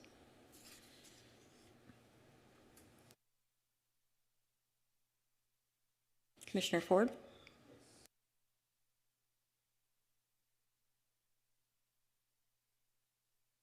I guess my comment is, have we looked, I appreciated the online presentation about, the examples. Have we looked to see if there are comparable, DOT or County of Orange or state funds that could be used in an analogous situation for us? I guess that's a comment and a question, but I'll flip it as a comment. I think that we should look to see if there are county, state, and federal resources that are available that we could tap into along the lines of what the presenter stated. I'll just chime in on that. We are continuously looking at different avenues to fund many different projects, and not just arts projects and public art projects, but we are monitoring. We have somebody in our city manager's office that looks at a legislative affairs manager that helps look at grants, but also on our end, we subscribe to a number of newsletters. I know Lorette gets it. I also get it. The California Arts in the Park grant, that comes through in different arts newsletters that gives kind of a recommendation of look at what's available in your area. So we're constantly looking at those avenues to see if we're eligible, because sometimes there's an eligibility requirement is different. Sometimes it requires a lot of public agencies to require them to partner with nonprofits to even apply. So we are, trust, it goes without saying that we are constantly looking for anything that can help fund some of our initiatives in this city. So, but by all means, if somebody outside of us were to find something, we get it. We've had it at council with somebody recommended, something from the California Parks and Recreation Society. They saw a grant available. They sent it this way, our way, and we're going to be attending an information session. So, it goes without saying that if you have some kind of available link or, information that you want to send our way, we'll be happy to explore that. And then I guess my second was along the lines of what Commissioner Ochoa said. I do like the idea of, maybe in lieu of a tax, having it where people who do developments would be, as part of it, if it meets some kind of threshold, to include some kind of art installation in connection. I do think that ultimately we have to do some kind of public-private partnership, because if it's public only, I don't think it's going to work. So I do think that finding public-private where development, we do want to encourage development, and I think to Mr. Fitzpatrick's point, we do want to create as many incentives as possible for people to include public art as part of their development process. So I'm in favor of that. Also, I agree with you, except for the part just renovated my house, and there's a lot, if they had put another tax on me, I think I would have died. So I know maybe not like a personal tax that we put on the people of Costa Mesa, but I do like the idea of when I go out of town, you know, or anywhere, and there's like taxes and fees, I just pay it, just go with the flow. That's just part of what it is. So I think the TOT tax would be really great. And I do love the idea of if we build something, you know, for the city, and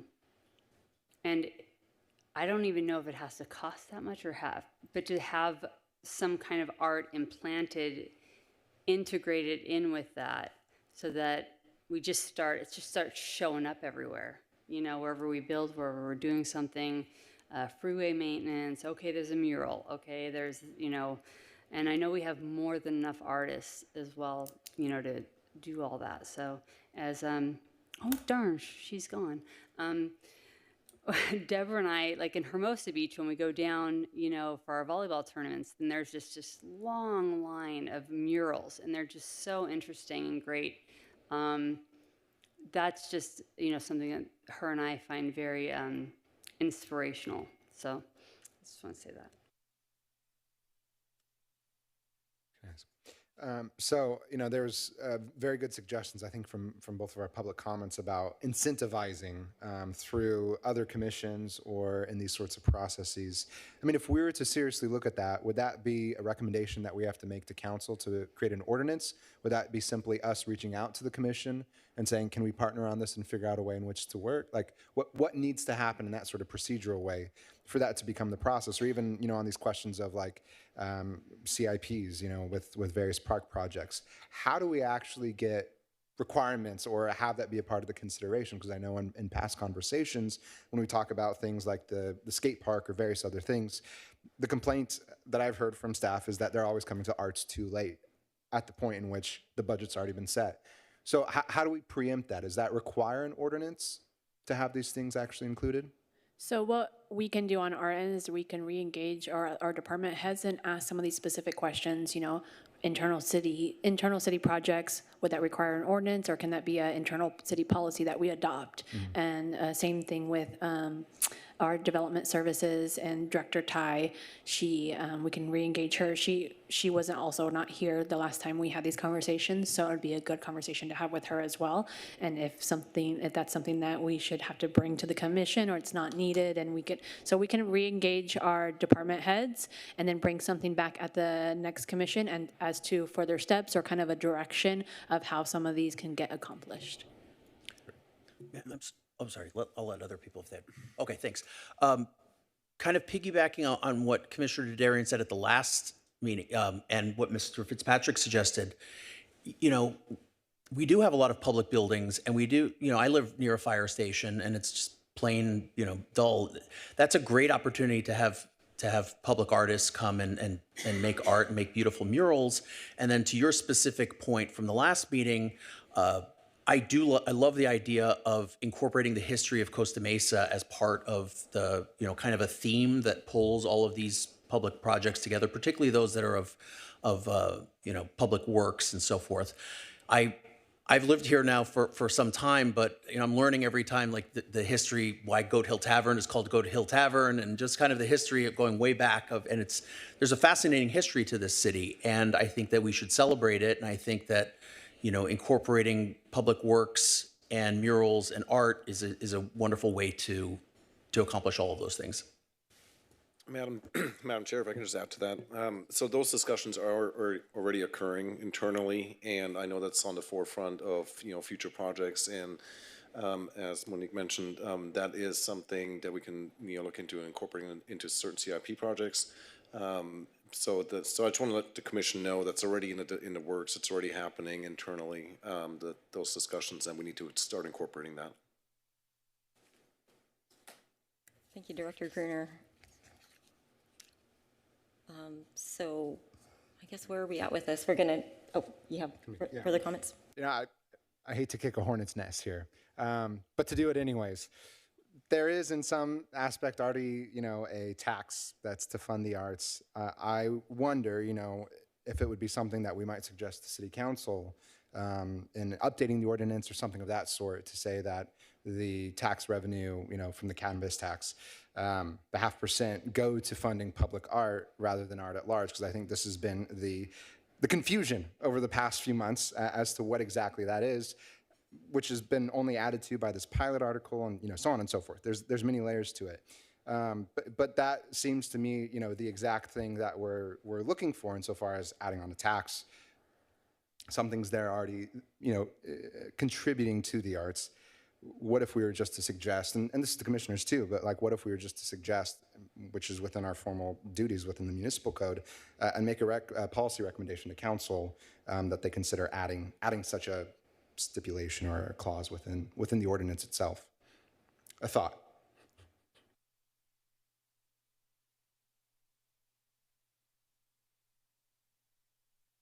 Well, it's more of a just, how does that change? What is it currently allocated toward? When it says art, what is, in your mind, what is the difference between art generally and public art?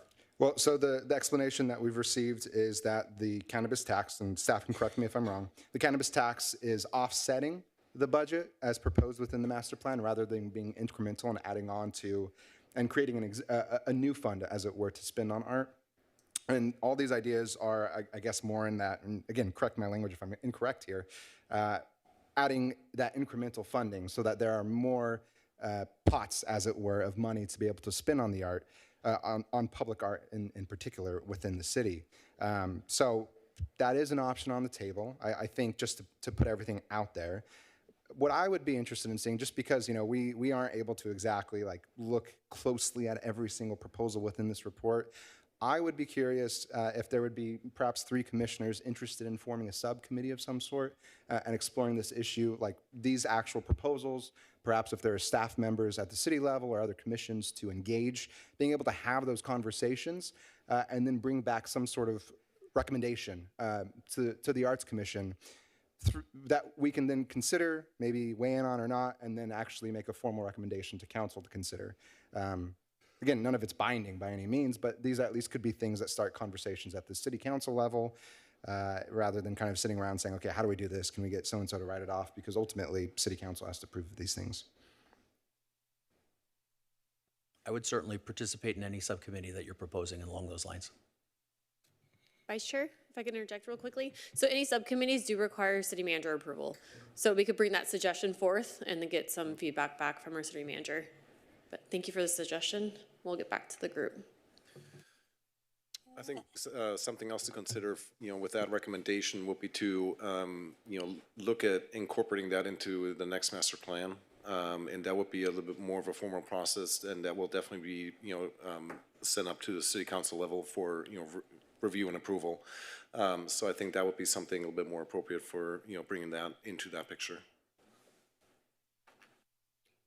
And if for any reason there is an issue with the Brown Act and doing that, I was going to say maybe the idea of the study session to get some of us and some of the community in to give us more ideas on ways in which to have more pots in which to fill.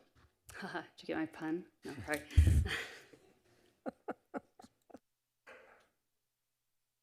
I was just going to say, I think we're moving in the right direction. When you look at this and say, okay, how do we do this? How do we do that? And we heard from Chair Ochoa that she's had a conversation with the PAX Commission. We know that they're very interested in ensuring that arts are part of their parks.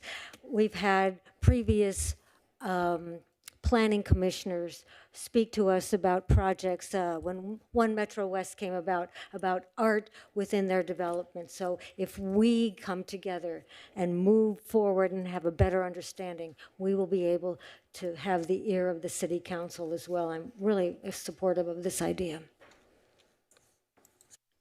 Can I make a comment? I mean, can I ask staff, what does it look like to host a study session? And we just need to make a motion as to do so, and then we can have an informal discussion. Public is still accessible to that study session.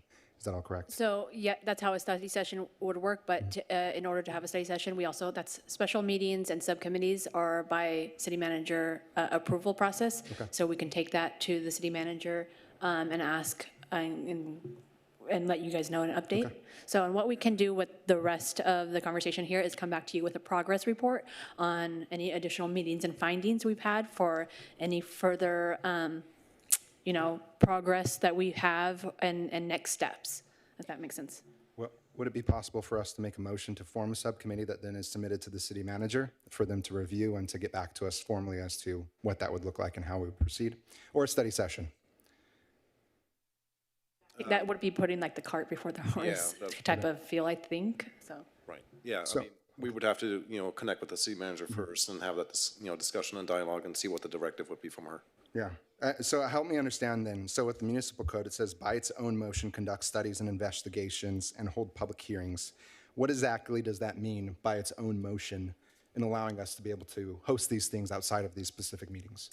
Yeah, that's a good question. And one of the things that we've been working with the city clerk on is developing a more detailed training protocol for the commission to kind of clarify what that exactly means. It's kind of up to interpretation. But I think having that clarification from the clerk is going to provide a lot more clarity and a better direction on how the commissions operate and what they can and can't do. So there's no movement that we can make now, no motion or anything of the sort that would allow us to at least submit that to the city staff? Not at this time, no. Not at this time. Okay, thank you. But can we direct staff to move forward? Look forward into it, yes, and that's what we will do. Just so that's in the record, okay, since we're not making a motion. Thank you, Ms. Since we're Villasenor. on that topic of asking staff if they can staff also find out if we have any extra places around Westside Costa Mesa For a black buildings? Commissioner We Mann, stick to the agenda. Commissioner Mann, if there was extra places, believe me, we would be on it I know. so fast. I know. Or if somebody had private funds, would that kind of be the only way really to get spaces and then have them possibly say, hey, I want to donate this and make this theater thing, and the Arts Commission can come in and help out and do whatever? If you know of anybody, please connect them with us and we can definitely try to work something out, definitely. Okay, so we'll be hearing from staff regarding the funding options next meeting. Next order of business is new business to review the budget for year end. And Ms. Villasenor? Yeah, so we do have a presentation by our senior recreation manager, Mr. Villasenor. And I do just want to provide a quick review and overview of what we're presenting. So really, it's a historical master plan budget review, starting from the very beginning to kind of where we are currently. And then we do have, obviously, the last fifth year, fiscal year 25-26 coming up at the next budget study session on May 13th. So after this presentation, I think it will provide some clarity of kind of what was funded and how it was funded and how things were spent. And we do want to, at the end of this, you would have an opportunity to provide some recommendations that we can certainly bring forward at the study session on May 13th. And so we will have that dialogue tonight, and then looking forward to what the recommendations are from the commission, so we can share that with the finance department and include that in the presentation part of the budget of the study session on May 13th. So we're going to go ahead and kick it off with the presentation at this point, and we'll be able to answer any questions that you guys have at the end. Good evening, Chair and Vice Chair and Commissioners.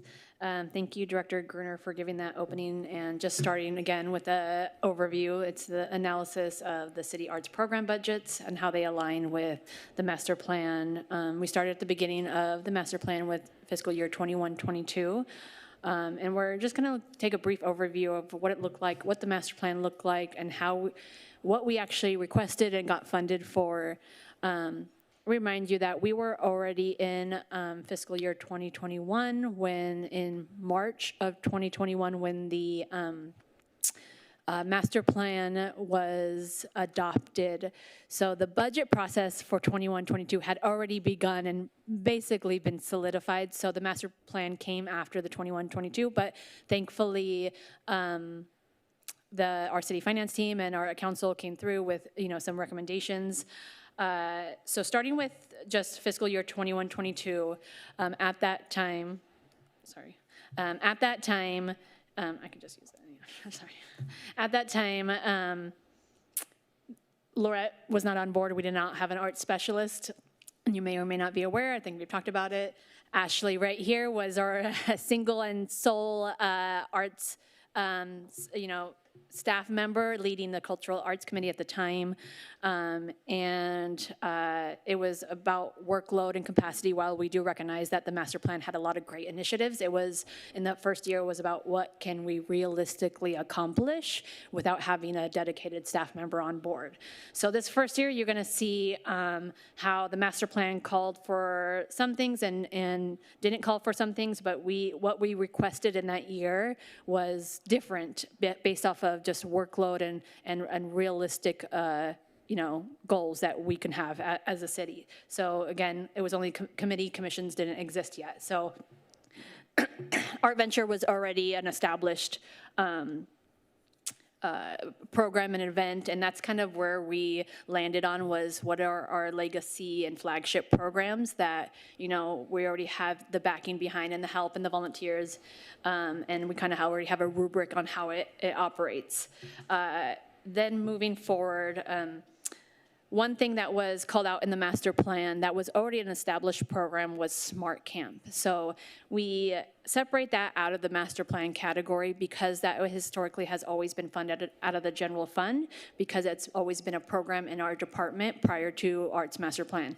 If you don't know what Smart Camp is, it's a summer camp, a free summer camp. It serves, it has on record served over 500 kids, free to Costa Mesa youth, but it does also involve sports, so sports, music, and art.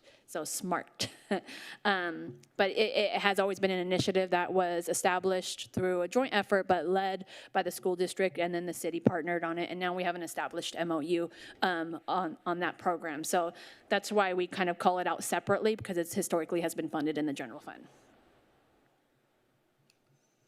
Fiscal year 22-23, we start to make a little bit more progress. But again, we had just brought Laurette on board. So again, what's realistic, I hate to call out Laurette, but in her interview, we did say, like, hey, this is a one-man show at this point, and so I think we can all agree that she's done a wonderful job with just her as the sole being here. I mean, we all established support for her, but her capabilities of what she's done so far are amazing and made her the perfect fit for this job and for the city of Costa Mesa.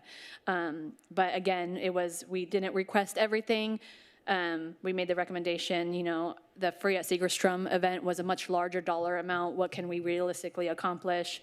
So we were trying to be responsible in what we were requesting from during the budget process, especially because we knew during the fiscal year 22-23, the cannabis ordinance did come forward, and if you were paying attention to council at the time, we knew that was at a shortfall with the cannabis tax, and so.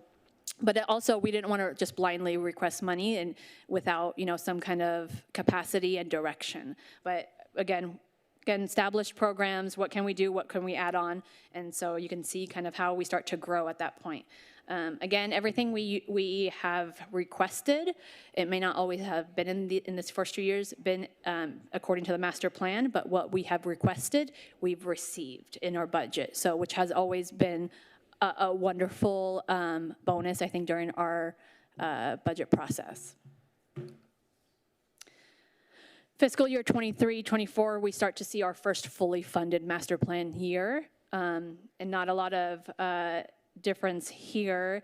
We did request certain areas of the initiatives that we were starting to see a little bit of cost increase, but we did always get fully funded according to the master plan, so it was never less than that. The master plan also, touching on Smart Camp, called for an increase. However, Smart Camp, when you look at our expenditures in our general fund, was never really needed more than what was initially funded. So we've never requested more than what Smart Camp actually expends. And now we're in our current year, 24-25. Again, pretty much in line with what our master plan calls out, except for our arts grant program. If you look at what our final budget for arts grant was, if you may have remembered that we got the $10,000 extra for arts grants, that the council made the recommendation during the budget process. And so as we head into the 25-26, it's currently in development. As Director Gruner said, that budget process is still going on, and they'll look to have a study session, and they'll give more input, more information on, cannabis tax, where those funds are at, balances, more in depth on than in terms of finances of where we're at with funding than what we can realistically give as the Parks and Community Services Department. But it does show right here, the master plan calls out, and I think that you guys talked about this at a prior meeting, but we did ask for everything in year 5.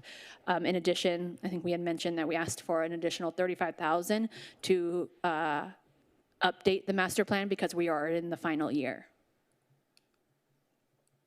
And so this is the last slide that just this graph kind of shows where we were at historically during with funding trends. You can see the red is what we got budgeted, the orange is requested, the master plan is the yellow line. Now there's the outlier in fiscal year 22-23. The reason why that's an outlier is because we didn't request the showmobile in that year, which it called out for $150,000. And I think we've given you guys a couple updates on that we decided not to pursue that as a city after researching multiple other cities and the cost and the time and what it takes to manage a showmobile is a lot of resources in a lot of different areas that we're not prepared to do right now. So that's why that's the outlier. But this just goes to show that they've always fully funded if above our request and along with the master plan, which I think shows positive, good trends, and that it shows the city's commitment to the arts, which I know historically when we look at, what we can and can't do, this actually proves that there is a willingness and a commitment for the arts. I know that we're heading into a different kind of budget cycle, and how long that lasts, we don't know. But there is that commitment that we will try and see what we can do, whether that's through processes or policies or ordinances. So that's kind of the end of the presentation, and if you guys have any questions, we're here to answer.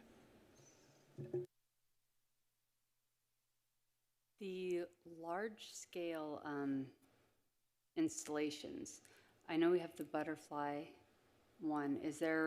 We had budgeted for other years large-scale installations. Is there anything else that was in that we did? So we were, if you remember a few meetings back, we brought the proposal for the sculpture park. Yes. Yeah, that kind of was intended to be our kickoff point with art, right? Mm-hmm. Sculptures in general, you need a infrastructure, right? You need a place to put it. So we did submit it for a future CIP project to prep site. We just started with that one. Any site would need infrastructure, so it would need to be part of capital improvement projects to establish. If you've been watching the council meetings, the CIPs recently were looked at to see what, in a smaller capacity, what we can do considering the economic climate.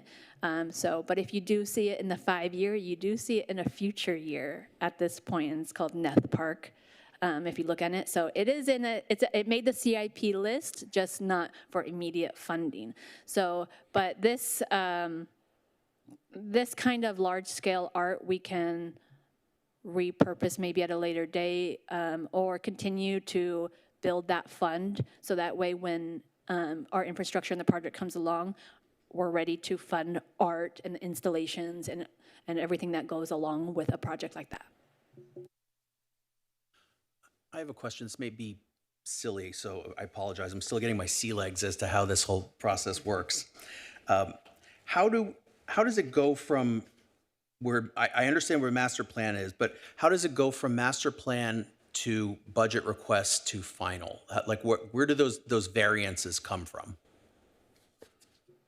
So really outside of, I always look at the first 2 years of the master plan as outliers because that was just us trying to figure out what we could and couldn't do internally without a formal commission, without, any kind of it was just a capacity issue. After that, really, it's looking at historical data of what we've spent, on Art Venture, right? We know that Art Venture, we've switched up the program format, whereas Art Venture used to be held internally, where it was always at the, I don't know, as like a furniture shop before, and different various places, right? Now we pay for a rental at ACMA for our award ceremony, and prices are different. So we look at the cost of certain events that we have historically done, and outside of what the master plan calls for, we look at, is that meeting the costs? And so let's ask for a little bit extra because we know there's rising costs. So that's kind of where the requests differ. It's not a matter of what we think, we're just looking at historical numbers. Okay, and then I guess for the 25-26 proposed budget, the master plan has the arts grants at 12,500. How does that translate to what we're going to request for budget or what's final? So that's currently in development. So we historically just say, hey, we would like you to fully fund the current year, the next year's master plan.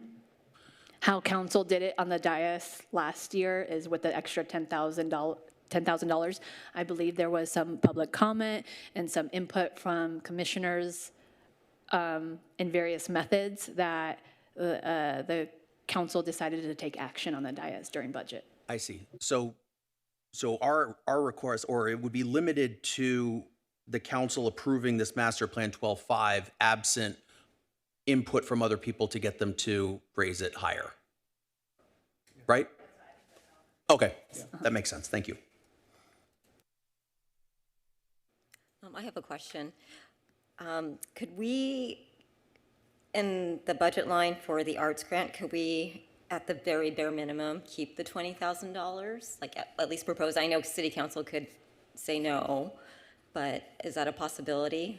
Especially in regards to us increasing the award amount to $5,000 per recipient this year?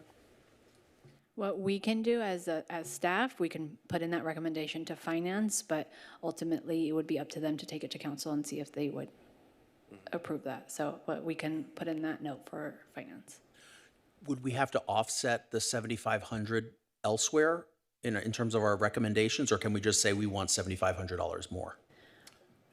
As it happened last year, it was just an additional 10,000 that council appropriated. So I'm assuming, I don't know if you have to offset, if that would be a requirement. Nobody's ever told us that, but to request it, I don't think that there's a direction to find it somewhere else. Okay. Yeah, that would not have to be an offset. Go for it. No. For the public sake, could you explain the $10,000 for Action Arts? So Action Arts was previously, and I'm going to look to Ashley to jump in too, because I think she actually did this event at one point. It was more of a towards the action arts industry, right? Where it was like an arts action sports collaborative, I think held over by the skate park, to bring together the two, because it's a unique opportunity and there's unique artwork that kind of coincides with that kind of industry and that kind of recreational activity to bring them together. So, because we are we had Action Arts company and industries here located in the city of Costa Mesa. I think it was just a really good fit, but if there's any more, information, I think Ms. Thomas can answer. So is that being budgeted? Is there an action art event then for 25, 26? Commissioner Ashnorf, the way we've utilized that funding has been for the expansion of Art Venture at this time. So we've merged it into like an event bucket at this point due to the costs required to operate Art Venture. So it's been utilized fully, that full $10,000 has been utilized. So that will be something when we update the master plan to make sure we bring forth those numbers and so they can understand the true cost of Art Venture at this time.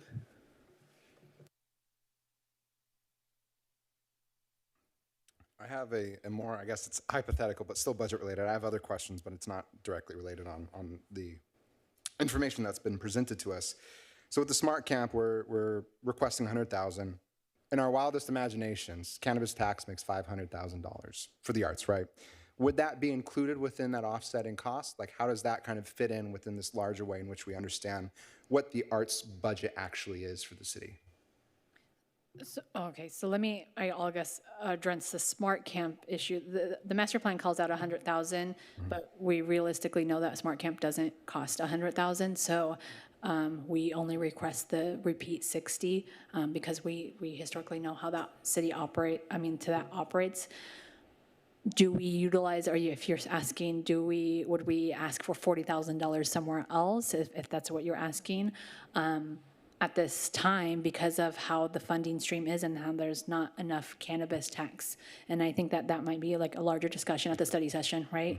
We're not requesting any additional funding. So if we don't need that 40,000, they're gonna, I'm not gonna say that they're gonna say, but that funding since is not available in the cannabis tax. So if you don't need it, then we're not funding it and pulling it from somewhere else, if that makes sense. Sure.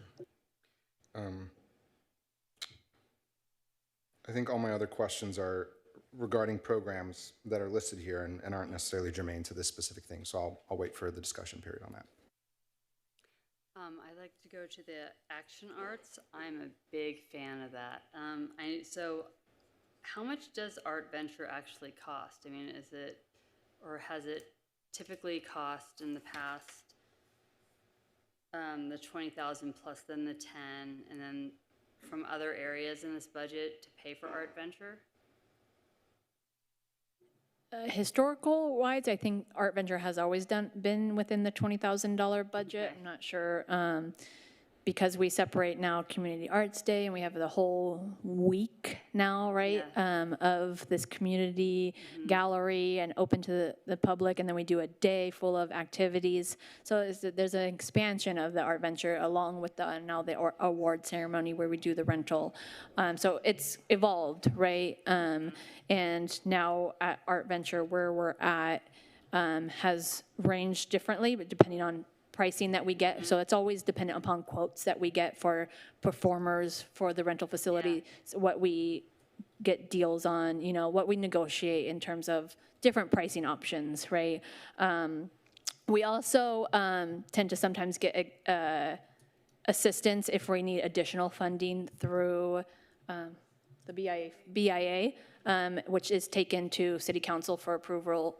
And our city manager's office takes a handful of events that are available to be attributed to the BIA through various methods. Art Venture has always been historically one of them, but it's not a guaranteed every year. So, we look for other revenue streams. So some years it could be $20,000, sometimes it can be 40, 45. So it just really depends on some quotes and then what other funding streams outside of the master plan that we look for. So with the action arts, is there going to be a plan for something for this year? Or is that like something you guys have to find, or somebody has to come up with and say, oh, I want to do this? Or so we definitely, action arts is something that we've definitely talked about, and considering that the skate park is going through an expansion in the next year, we hope to, I think the breaking ground sometime later this year. And once that's completed, I think we'll definitely be looking at this action arts event and what that looks like, and that will probably come before commission to be like, what do you guys envision for this event to be impactful for both the action arts, the action sports industry, and the art component of what that looks like, to fuse those together, and that may be different than what it looked like in the past. So. Okay, and then the other thing was, you said that sometimes if we don't use all the money, they might be like, okay, well, we're not going to fund that.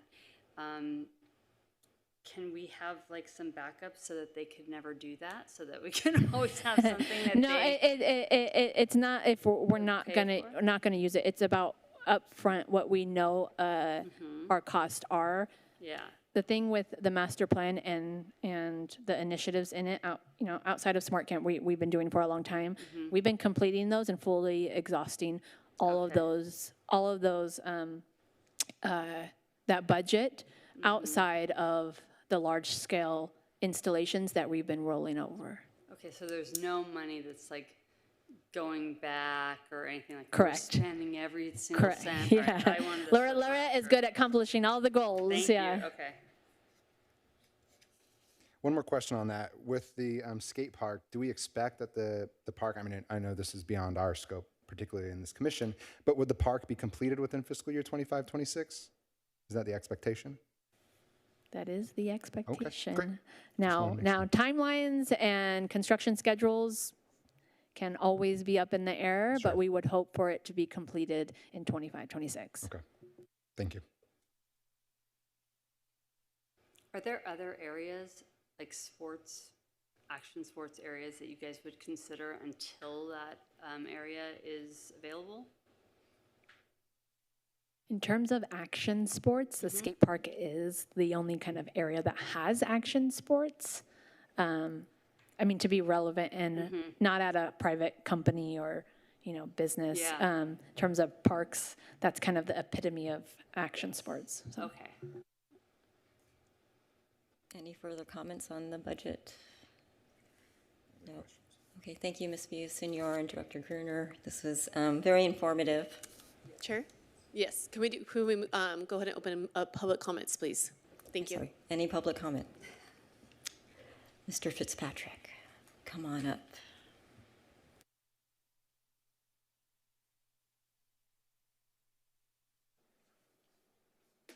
All right, sorry. I'm a little bit mad at this discussion because I knew when you guys really worked hard to get a discussion on the budget, I predicted the staff recommendation was going to be receive and file. Okay, you know what receive and file is? Receive it, file it. Okay? When I look at by the staff's own presentation, the council intentionally moved it from a committee to a commission. Very, very different. Commission is a decision-making body, okay? And it did so prior to cannabis ever being voted by the voters. This was always general fund, and it was always intended. I'm telling you, you have the votes at city council, you gotta get it to city council. So here, I'm being asked not to believe my lying eyes. I wanna read for you from the municipal code. By its own motion, conduct studies and investigations, hold public hearings as it may deem necessary for the formulation of policies and plans and procedures relating to the arts, or to determine the wisdom and efficacy of such policies, plans, and procedures, or to determine an action plan to pursue in implementing the city's arts and culture master plan, and report the findings and recommendations to the city council, the city manager, the director of community service and/or public works. I'm being asked not to believe my lying eyes. Plain language. Okay? And staff, and when I say staff, I have nothing against staff. Lots of wonderful people here, as there are in other places, but this process is broken. Staff is managing you, especially during this budgetary process, because they've got a nice little shiny thing with a bow on it and put it in the pocket and move it forward, and they don't want anyone interrupting their narrative. Okay? You have to interrupt their narrative. Goes on. Recommend to the city council approval of concept plans for development, blah, blah, blah. Why is the FIPAC presenting to city council as a committee? Why is the active transportation presenting to city council as a committee and a council is being denied? Here's what kills me. At its discretion, review the annual budget as presented to the city council and advise it on the current operational needs and long-range plans of it. It says it right there. I'd be looking at staff right now and flip the script on them and say, no, no, no, no.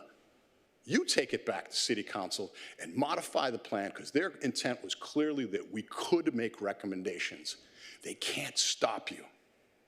Please make the recommendation, force their hand. I guarantee this has been discussed and it's coming from the city manager, and you're being managed inappropriately. You have the authority within the municipal code. We need your leadership. This is the time and the place to do it. The city council wants it. I'm telling you, the votes are there. This is why my city's broken. They've had the time to do it. They're giving you bad answers. Cannabis was always incremental, and you can make decisions and recommendations.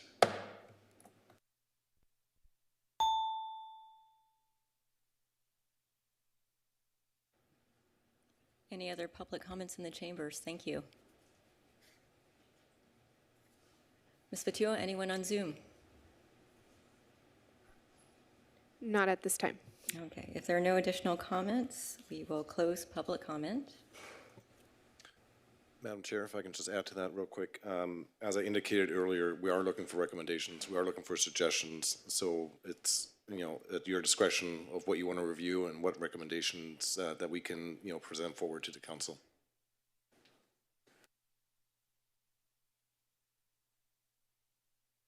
Can I ask a couple questions? Ms. Garner, just with eye to the programming, looking at Art Crawl, I'm curious from your perspective, how much time do you think you spend planning these events, hosting those programs? If you could give an estimation, just loosely.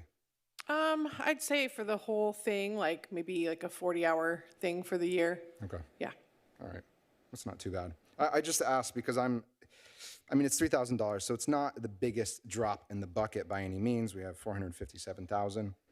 But just looking at it, it kind of strikes me as one of those programs that I think is noble in intent, but I don't know if it's kind of full efficacy. And I don't want to waste your time, Ms. Garner, and kind of having you kind of chase these things because we just have this plan that's been in place when we as a body have ability to kind of make these recommendations.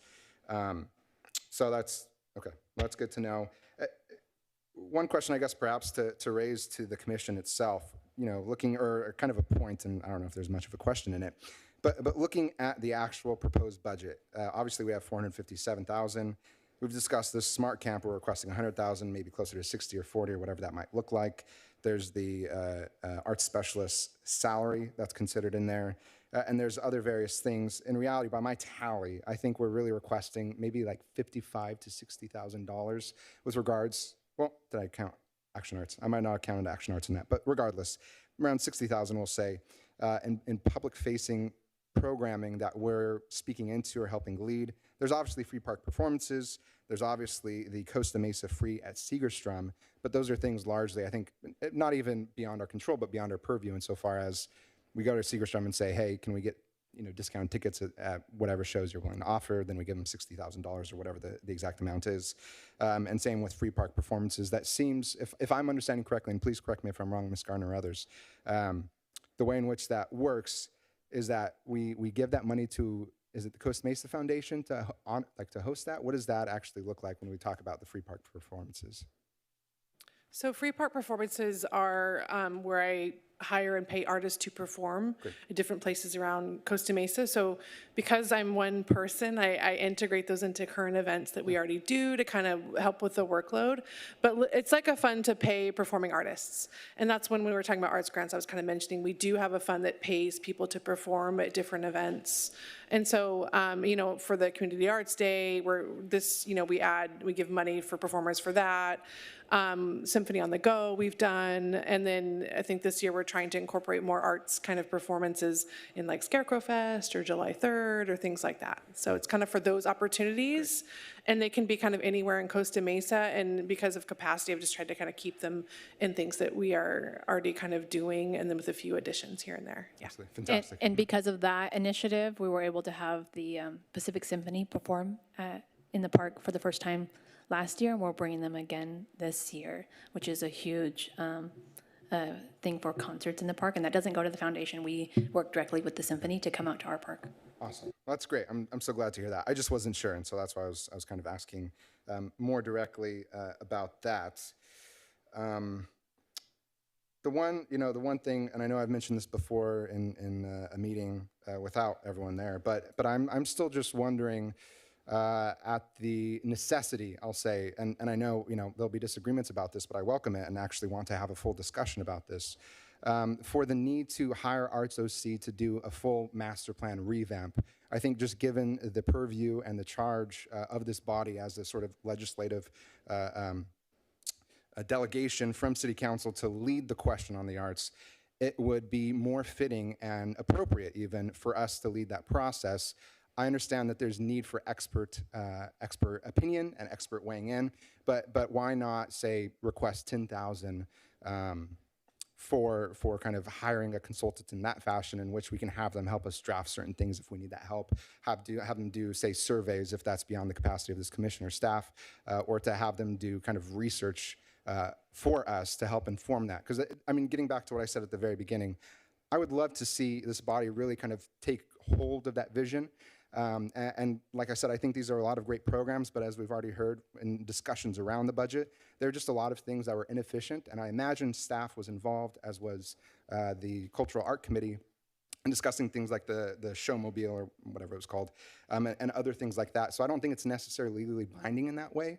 And we can certainly, as a body, make recommendations, if I'm understanding the municipal code correctly, on policy and on proposals for ideas of surrounding the arts. And I would love to see this body kind of own that vision and lead that process. So I don't mean to push back and cause frustration, but I would love to hear just like a fuller kind of thinking through and reasoning as to why that in particular is beneficial when the city council, the democratically elected body of this city, has appointed us to actually lead that process and be the kind of authoritative body, as it were, from the public perspective on what we should do with the arts.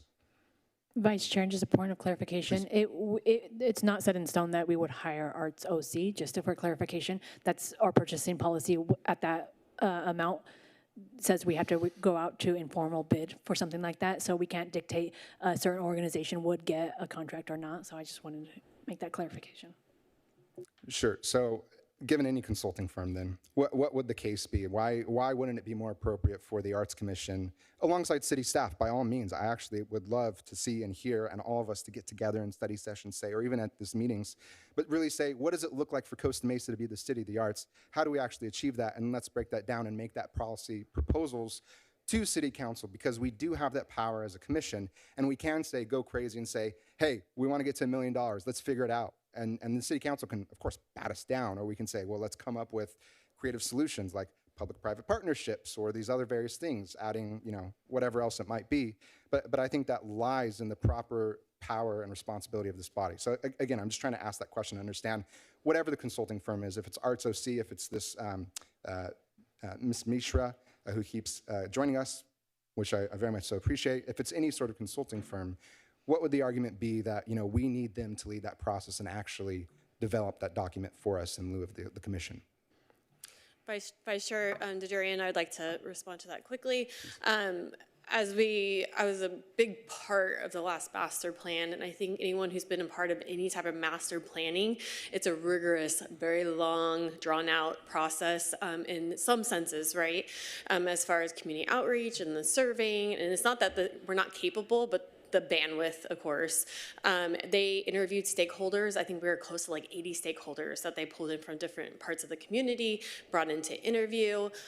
So it's, as you know, it's a very timely experience going through that planning process.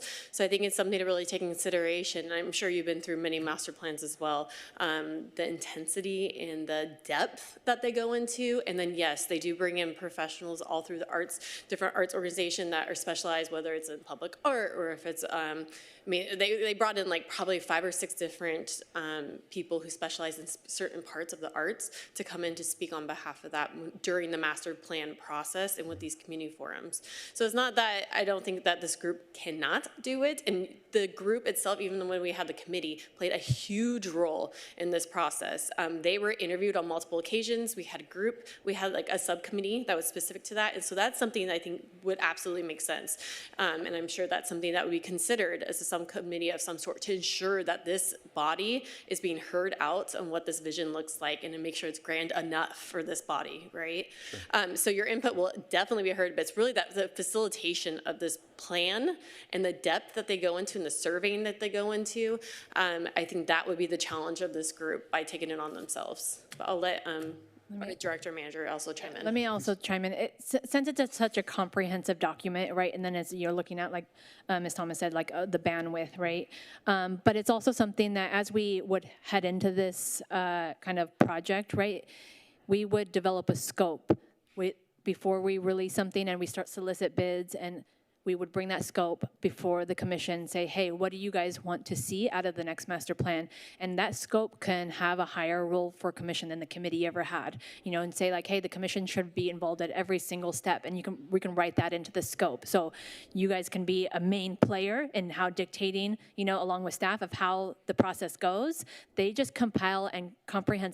comprehensive report into this one document, so that's presentable, so that, it just takes everything that you want to say and they put it together. And so, and definitely when we are getting ready, if we get funded, right, we put together scope, bring it before you guys as a body, and you guys determine what that scope looks like and what you want in it. So. Can I, chime in? That sounds a little like ChatGPT too. If we can get it all condensed into one little thing. But God, what were we talking? With the art crawl, just so Commissioner Daddario knows, it's awesome. If you go, it might be small, but it's mighty. It's very mighty. It's one of the best times I've had, and it's shown me places in Costa Mesa where there's art and where there's other things that I had no idea, and I've lived out here for a while. So I'm a big proponent of that, as well as having an art specialist, because I've run a bunch of theaters, and you've probably run things, and if you don't have somebody in charge and like, it's really hard. It's really hard. So I commend you and all of you for the work that you're doing. And the other thing that I think I've had an issue with, and I think somebody else on this panel did as well, is the Segerstrom Center. It's just that because they have so much money, I just feel like they should be donating the tickets as opposed to us giving us discounted tickets. It's like, donate some tickets to the city for the people, but I don't know I know they're also a nonprofit, but they're a very wealthy nonprofit. And so I just thought that was a lot of money. I love their campus. I love what they do. I love the show that we got to go see during the art crawl. The whole thing is, that's one of the things that makes us this, on our way to becoming the city of the arts, is the Seegers. Thank God that's in Costa Mesa. It's a huge, beautiful thing. So, but that would be nice to see them, if possible, if anyone can wheel and deal with them, and so we could free up some of that money maybe for I don't know, a little black box theater. No, I'm just kidding. I'm sorry. I will let that go eventually. Okay. Commissioner Mann, I just, those are all good suggestions where you say if we during the master plan update, right, you guys would, as a body, as a commission, heavily involved and say like, hey, we've gone through policy recommendations, we've seen some of these initiatives that maybe we have some changes or maybe don't necessarily work for the city, that's all part of a process that we've gone through this trial and error period with a first master plan ever, right? And so how do we build upon that and make it better? And that would be kind of this body's recommendation to work with somebody to like, hey, this is what we should do now. That expert. I know you needed that, because making this right from the foundation, up, is ideal and important. And I think, though, the rest of it, like you said, I agree that if we can do it within the city of Costa Mesa, within the body of Costa Mesa, the art, like I know the lady, like you said, who came in and did the presentation for putting all the artwork in Spokane and all these other places, that's awesome. But I really want to utilize our city to do those things personally. So I'm looking at this bottom part of page 7 of the presentation. It says the total funding for Arts Master Fund is $457,300. But if I understood the presentation before, that includes $100,000 for Smart Camp, but really we know that it's 60. So really the master funding is $417, correct? But because the 25-26 is just proposed at this point, that's a process that's still in development. Got it. So it's not yes or no, right now it's being developed. Got it. Is there anything that precludes us from recommending, as we're allowed to do, that the funding be set at the master fund level, at that 457,300? Meaning that 40,000, in other words, I know that that 40,000 is not there and so forth, and I understood everything that you said before, but is there anything that precludes us from asking for that 40,000? No. Oh, good. I invite further comment. Would anybody else on the commission want that $40,000 for the arts? Would like $100,000 Right. extra art, yes. Can we please have that? No, I guess I'm asking No. if anybody else agrees that we should ask for the full amount that's been budgeted and if they've been able to achieve cost savings that get 40,000 away from one of the categories, rather than just losing that money in the budgetary process. I would certainly prefer that 40,000 go to other things, and I would encourage us, I think, to recommend that. If I can How do you just- feel about, If I can just jump in real quick, so that's exactly kind of the direction that we're looking for. So it's things like that where, the commission would feel, you know what, this money should stay in here and it would be appropriated to a certain, a line item, great. And that's Do we have to have it as a line item, or? Well, ideally it should be tied to something. Okay. Yeah. so how about when we consider moving it over to the arts grants line item, because that's all we've talked about for the past few meetings is we want more money for the arts grants. I would agree with that. Yeah, if we can just get a consensus from the commission as a whole, then we can move that forward. Okay. Okay, then I'll make the motion that we move the 40,000 into the arts grants line item in our budget requests. I second. I pressed the wrong button. Oh. Now it's there. Commissioner Ford? You may vote on your dice. Motion carries 6-0 to move the 40,000 from the Smart Camp to the Arts Grant Funds. Great. Great. If I can jump in, one of the things that I spoke about last meeting, and I'd certainly like to pursue, and I think there's no reason in which why we couldn't, is trying to do some major art project for the city going forward into this next fiscal year. And I'd suggested, and I still think it's a good idea, and I'll talk more about it, but doing some sort of major mural project that would actually be structured as a public-private partnership. I think for this discussion, we can kind of keep it very simple, and I have a motion I can make for it. But my idea is this, we do have that funding from the large-scale installations from both this year and last year, as well as the included 60,000 that we're requesting for this year, which would equal 180,000 if I have that correct. I would like to see us put out some sort of request, and the idea would be to encourage private businesses to request these funds to actually hire artists to do murals relating to Costa Mesa's history, to its civic identity, to various figures and whatnot within what makes Costa Mesa. And perhaps that would require, it would require, because it'd be a grant, that would require a nonprofit partner. I did, just on my own volition, call up the Historical Society and talk to some of the people there. And they said, well, this sounds amazing. We'd love to do something like that. Of course, we need board approval. But, at least in the kind of starting phase of the idea, it seems like there is interest, and it would be structured as thus: any private business, and maybe we would restrict it to major throughways along the lines of the measure that passed in the most recent election, or something of that sort, right? But they could come and partner. They would have to submit an application through, say, the Historical Society or some other Costa Mesa nonprofit. Maybe that would be Love Costa Mesa, or there's a handful of them available to do such a thing. But they could request that. They would help them kind of create some sort of a proposal that we then as a body could then approve. And I think we could even pursue, funding. If it's a long kind of a celebration of our history, that ties in perfectly with America 250, which I've harped on before. That's next year, the 250th celebration of 1776, in which the Declaration of Independence was signed. The NEA is funding projects specifically on this topic. As much consternation as that might cause in other ways, they at least are offering that, so why not try and take that up on an offer? But even more so, it's Costa Mesa's 60th anniversary next year.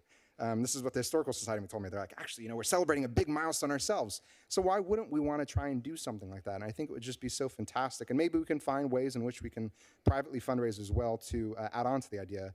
But I would be interested in input from other commissioners in making a suggestion, or making a motion rather than a formal recommendation to the council, that we consider setting aside the large-scale installation budget, all of 180,000 with this year's request, into a program like this. What about incentivizing as opposed to taking out of the budget, like offering, incentivizing, like you said, all these businesses to do that? I don't know exactly what that would be, but because I still want large scale artwork all over the place. Yeah, I mean, yeah, ideally, of course, I And love it, murals, but this yes. is at least one way. Oh, can I respond? Is that okay? Yeah. This is at least one way we can make it happen, because I fear just with the state of our finances in the city, who knows how long this park will take? I mean, do we have any estimation, staff, as to like when, in an ideal world, we'd actually get to this? The sculpture park. Yeah. We don't, and just for clarification, we have remaining about 100,000 because we did use some for the conceptual plan that we presented to you guys for the Neth Park. So we have that plan. It was hopes that we can use that plan because oftentimes for grant projects, you need to have some kind of project ready, submittal ready, and so that was one step to submitting to for grant funding, and sometimes those require matches. So if we were to have those concepts and we use those concepts to apply for a grant and it requires a matching fund, do we have those matching funds in place for that project? Who knows, but I just wanted to clarify that how much remaining is roughly 100, not the 120. Yeah, So yeah. Great. Well, can I ask then, what, again, in an ideal world, given everything that's actually on the table and given the actual projections of the deficit and what that will mean for delays year upon year, when do we actually expect we'd be able to get to a park build out? in an ideal world, say this only lasts this year, next year we put it back into the budget and move it up, and they say yes. Okay. And hopefully, that would be the ideal, right? After this is our one-time, hopefully, economic downturn in the economic climate of the, even the nation, right? That everybody's experiencing, and hopefully that would be ideal for it across the board, not to last that long, and then come budget cycle next year that we're able to move that project up.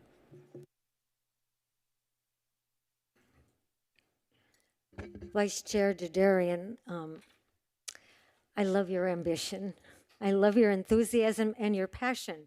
Can you tell me if part of this plan includes the artist identifying the location to ensure that there would be a mural, at least from the beginning, in each district so that it would go throughout the city? Is that part of how you see this? I think we could structure it in any which way. My initial thought was, there are plenty of good private businesses, private owners of property and whatnot along these major throughways. They could say, well, I would love to use my beautiful wall here for a mural. How do we make that happen? And my thought was these grant monies specifically would go to pay the artist, right? This isn't money for the business to pocket, but for them to say, and us to say, we value the arts. We actually want to see art created tomorrow, not in 2 or 5 or 10 years. But we actually want to make this happen, and we have resources available to us. So let's pursue it and also make a big celebration out of it. Because I think, honestly, the big question that we're all circling around is how do we convince council that the arts matter? And I know they think that, and I know they care. But they or the public will kind of say, okay, this is great and all. We're giving nearly $500,000 to the arts, and we get a couple of concerts, and where is the city of the arts? I know that's a very simplistic view, right? And I don't mean that to be a negative attack on the wonderful work that we're doing here and staff is doing on all these projects.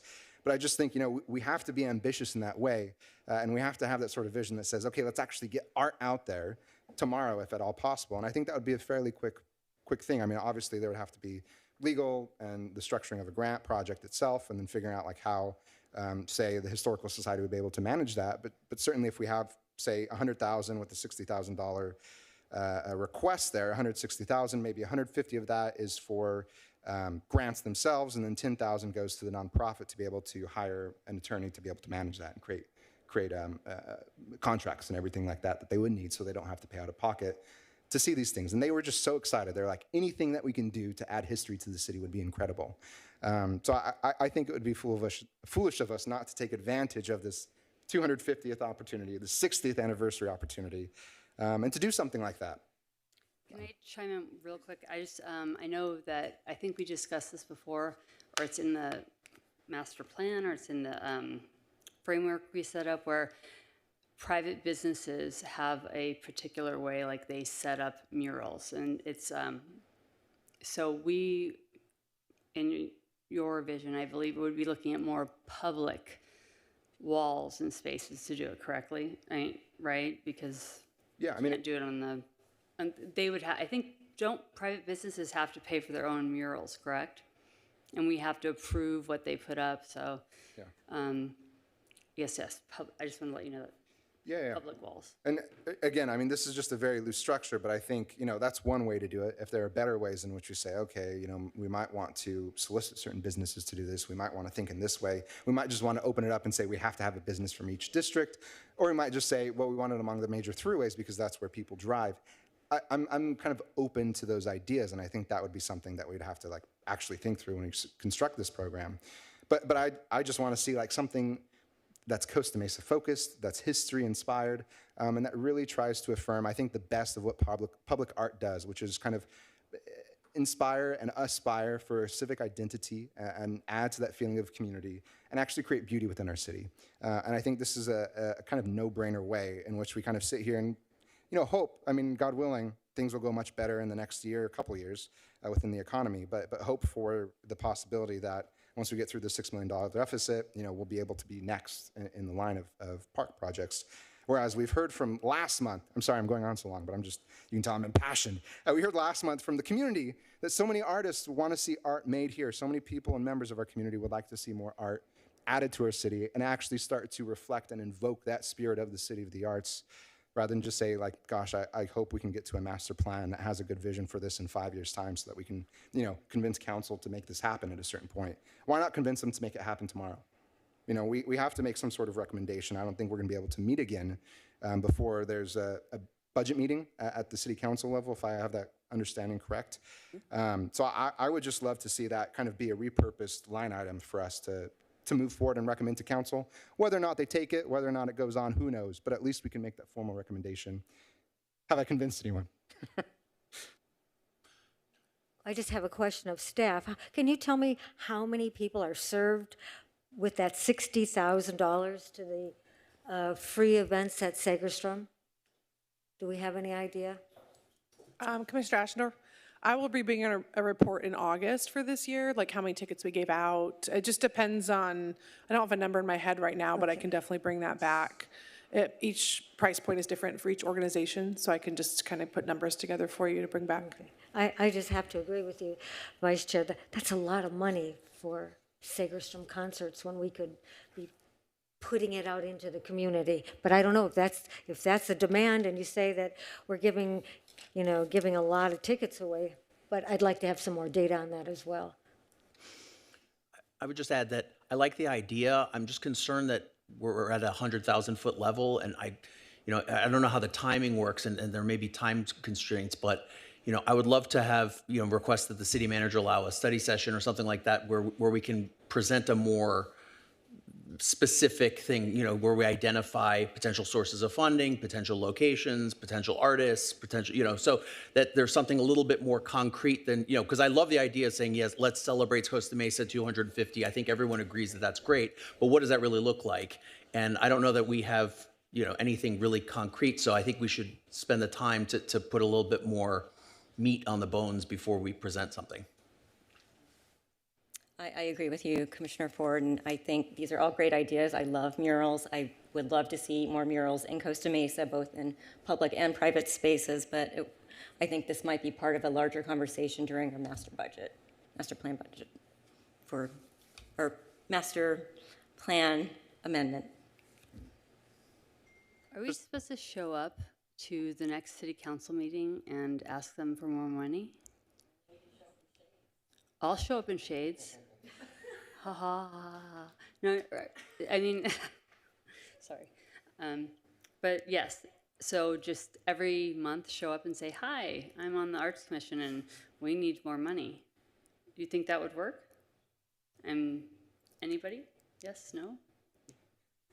Okay, all right, just checking, okay. Well, can I, just to respond to the two previous comments, I fully agree. I'd love to really flesh it out, but I think at this point, what we can do is just make a line item. I look at the master plan, and please, staff again, or whoever's been involved since the beginning, correct me if I'm wrong, but there are various projects that literally had an objective and then a line item, and we continue to give that to the finance department year after year, and obviously 5 years on, it's been built out. Like, we know what these programs are, or what they're supposed to be.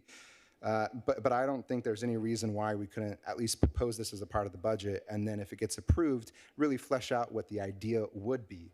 Because we certainly have time. Just because we get 150 or whatever it might be approved, if we get that at all, doesn't mean that come the new fiscal year in July, to start July 1st, is that correct? Mm-hmm. Yeah, July 1st, we have to then put out a RFP. We can take 6 months to think through it, and obviously, the difficulty and the time constraint is that there's not going to be any further meetings for us to have and make these recommendations about the budget. And furthermore, we can't even host a study session in the meantime because we have to wait for city manager approval. So I think it could be something as simple as, and if you'll forgive me, I'm just going to make the motion. I move that the commission propose the creation of a public-private mural initiative for fiscal year 2025 to 2026. And request that $160,000 be allocated to this purpose. I'll second it. Oh, let me press it.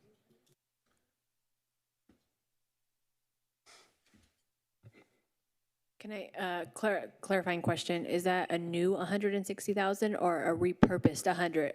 Yeah, sorry, repurpose, yeah. Okay, thank you.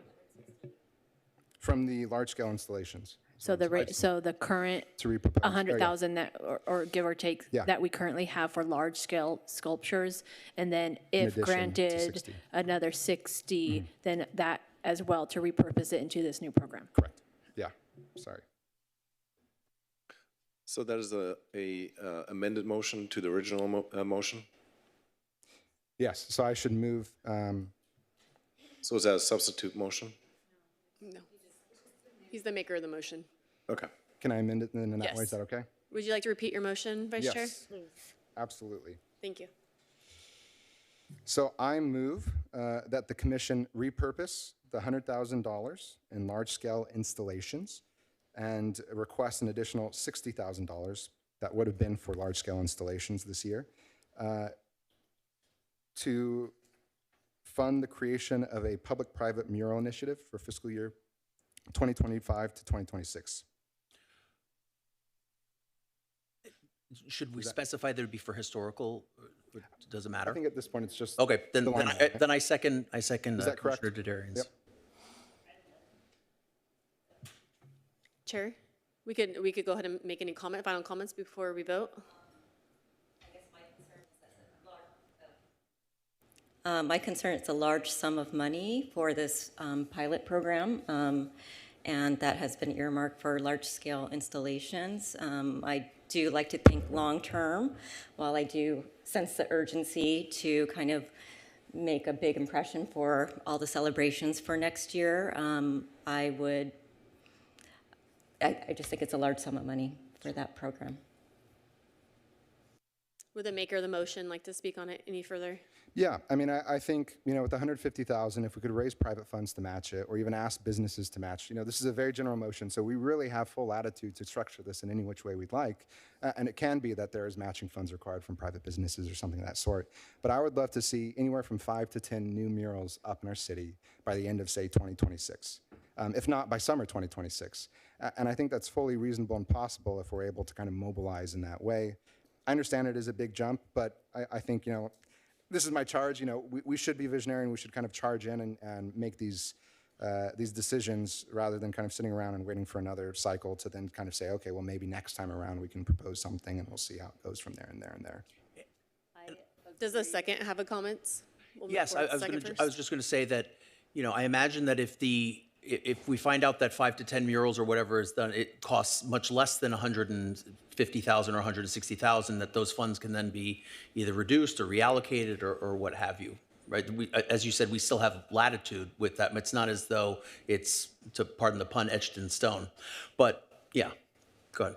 Okay, now we can open to any commissioners at this time? Yes. For comment? I think it would be great to put up some art right away. I know we've been doing a lot of stuff, and I know that things take time and there's red tape and we're this municipality and everything, but it would be wonderful to, like when you guys did the butterfly area, I love that. I feel like we're stuck kind of in a money thing of, okay, collecting money, making rules and doing all that. And I'm excited just to get some art out there and do that. So I think I'm totally in. Any final comments? Yeah, I have a question for staff, just based on your expertise in a time of a significant budget constraint. Is the council apt to approve significant new money for something that we don't have a lot of details about? Like, this is not part of the master plan. Not making any comments about the efficacy of it, or obviously a wonderful idea, but really thinking about the fiscal constraints that the city faces. What would council's response be to us putting this as a recommendation for the budget? Well, technically, it's not new money, and the money that's being requested is $60,000 for next year is just in addition to what's already existing to the base, right, for large-scale installations. I mean, I guess a thought would be you don't have to, you can ask council to just change the recommendation right now, as according to the master plans for large-scale installations. You can change that, make a recommendation to say that can be used for public art as approved by commission. As simple as that. And then as projects come up, we can bring them forward to you if you like. Or, I mean, I know Commissioner Vice Chair Dardarian's motion has been made, so, but that's new money.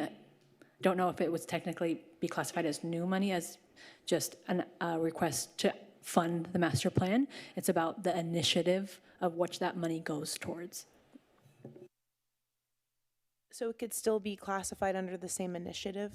My reference to new money just means stepping away from something that was already in the master plan and we already started and already had expended $20,000 on. What would council's appetite be to abandon that and replace it with something else? That would it be categorized in the same way? It all in the frame, you know, how the motion was framed was to specifically for a new public-private mural program, but you know that technically just changed that initiative in the master plan. That you would have to weigh council's, you know, I don't know what the appetite from council would be on that, and it's at the leisure of the commission and what recommendation they want to make to council. I think also the thing is that the money, what? Oh, sorry. There we go. We still are waiting on the park and everything. So this money, right, I believe is for the large scale, whatever the stuff is allocated. It's there. It's just not being used right now, right? So in essence, we could get more money in the future for these things that we have allocated money for and not lose those things, correct? Like lose the projects that we have funded that we're saying we're gonna repurpose or take that money and use that now for large scale structured, murals, thank you, or whatever it is. We can still do all the other things we wanna do, probably. It's just, we're having to hold on. We're waiting right now, aren't we? Because we can't do anything with those large-scale funds at the moment because we're being held back by red tape. Is that correct? Yes, the funding right now is not sufficient enough to move forward with that project, but yes. The initiative, because it's specific in the master plan, is more of a title change than actual money change. The motion, you know, is technically clarifying a switch of an initiative, you know, from what I understand. Can I ask staff, how would you envision, from what you've heard right now, how this kind of initiative will impact not only our art specialist and what she does, in addition to working with planning and other departments? I mean, that's a whole ball of risk with staff time and money. It's definitely a capacity workload-ish discussion to be had, I think. Yeah. And if that was the recommendation of the commission, we would definitely dive deep into an analysis of what that would look like for her workload and what that, just the processes and policies that would need to accompany that. Right. And we'd have to do, I think, more of an analysis on what that looks like for her. And if that might be something where if she had to undertake that kind of program, would something else have to give? Just not to overwhelm and exhaust her. And you know that she'll sit there and she'll say, she won't complain about a thing and she loves her job, but we just want to be mindful of definitely that and the capacity of that work.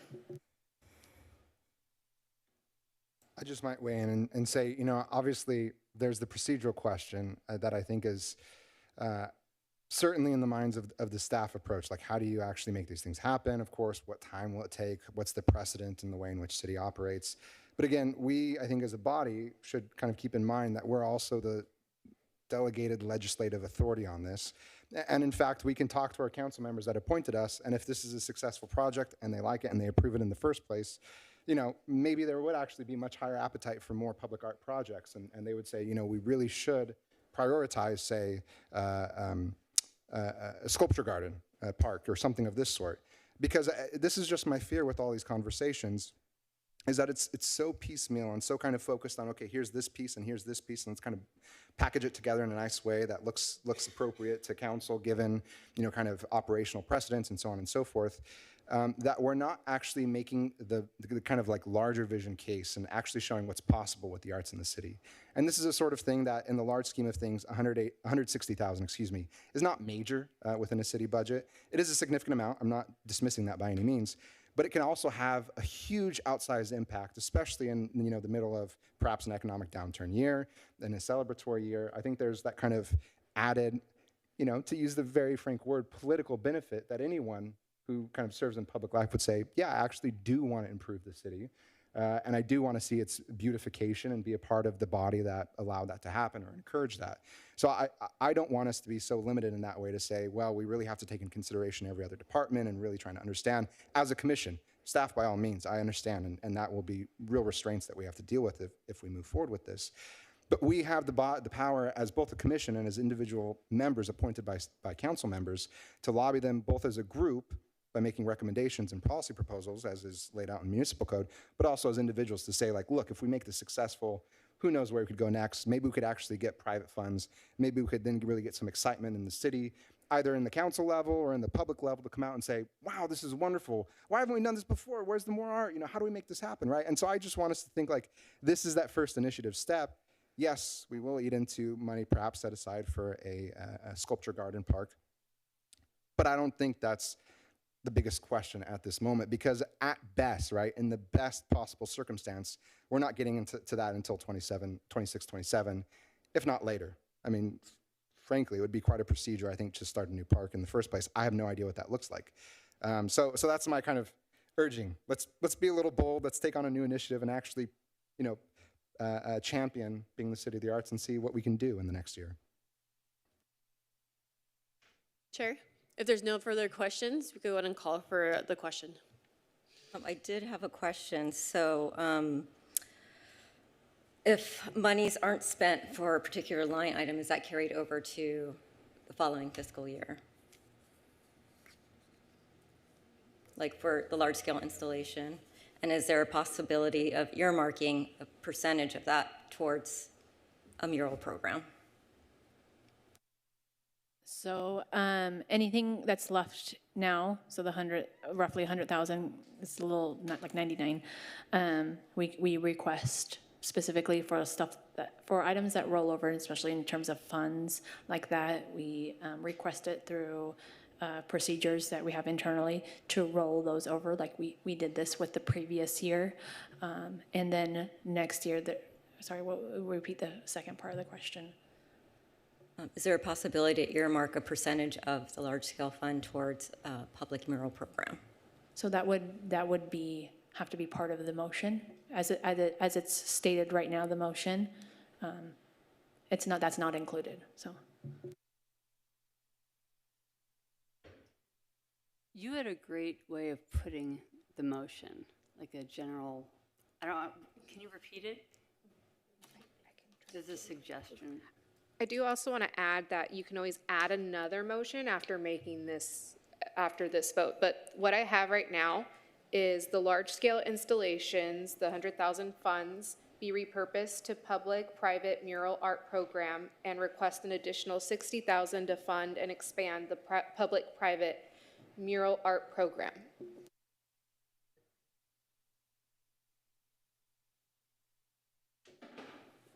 Chair, would you like us to call for the question, or is there a substitute motion on the table? Okay.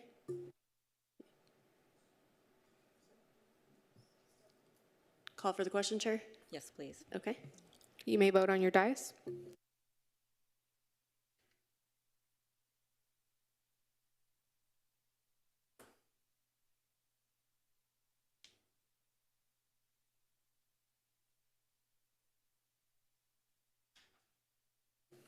Motion carries 4-2.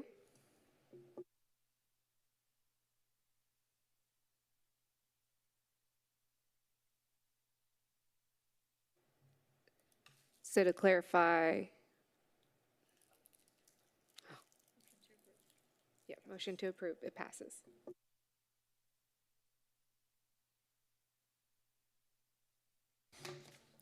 If there's any further comments on this item or recommendations that you can suggest, otherwise.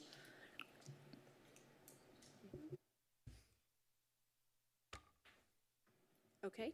Okay, thank you, We can move everyone. on to the next item. Okay. Are there any closing comments from commission or staff?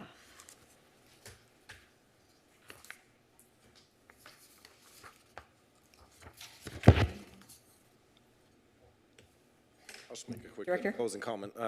I do want to thank the commissioners who attended the Earth Day event last Saturday. It was just a great event, and it was nice to see a lot of you being out there and being supportive and doing some outreach and interacting with the community. I do want to also just quickly mention in regards to the sculpture move, or the sculpture that we have over here at City Hall, we are looking to relocate that to a more prominent location, as discussed with the mother of the artists, and that is in the works, and we are looking to make that relocation. And we've also kind of reached out to the school district and get some more information on the Playhouse issue, so we can provide an update later. Thank you. Thank you, Director Gruner. Any other comments? Okay, well, thank you, everyone, for an enlivening evening. I will now adjourn our meeting at, I have 8:57 p.m. At, oh, 9:02. Well, my clock's off. 9:02. And we'll meet at our next regularly scheduled meeting at June 5, 2025. Thank you, everyone.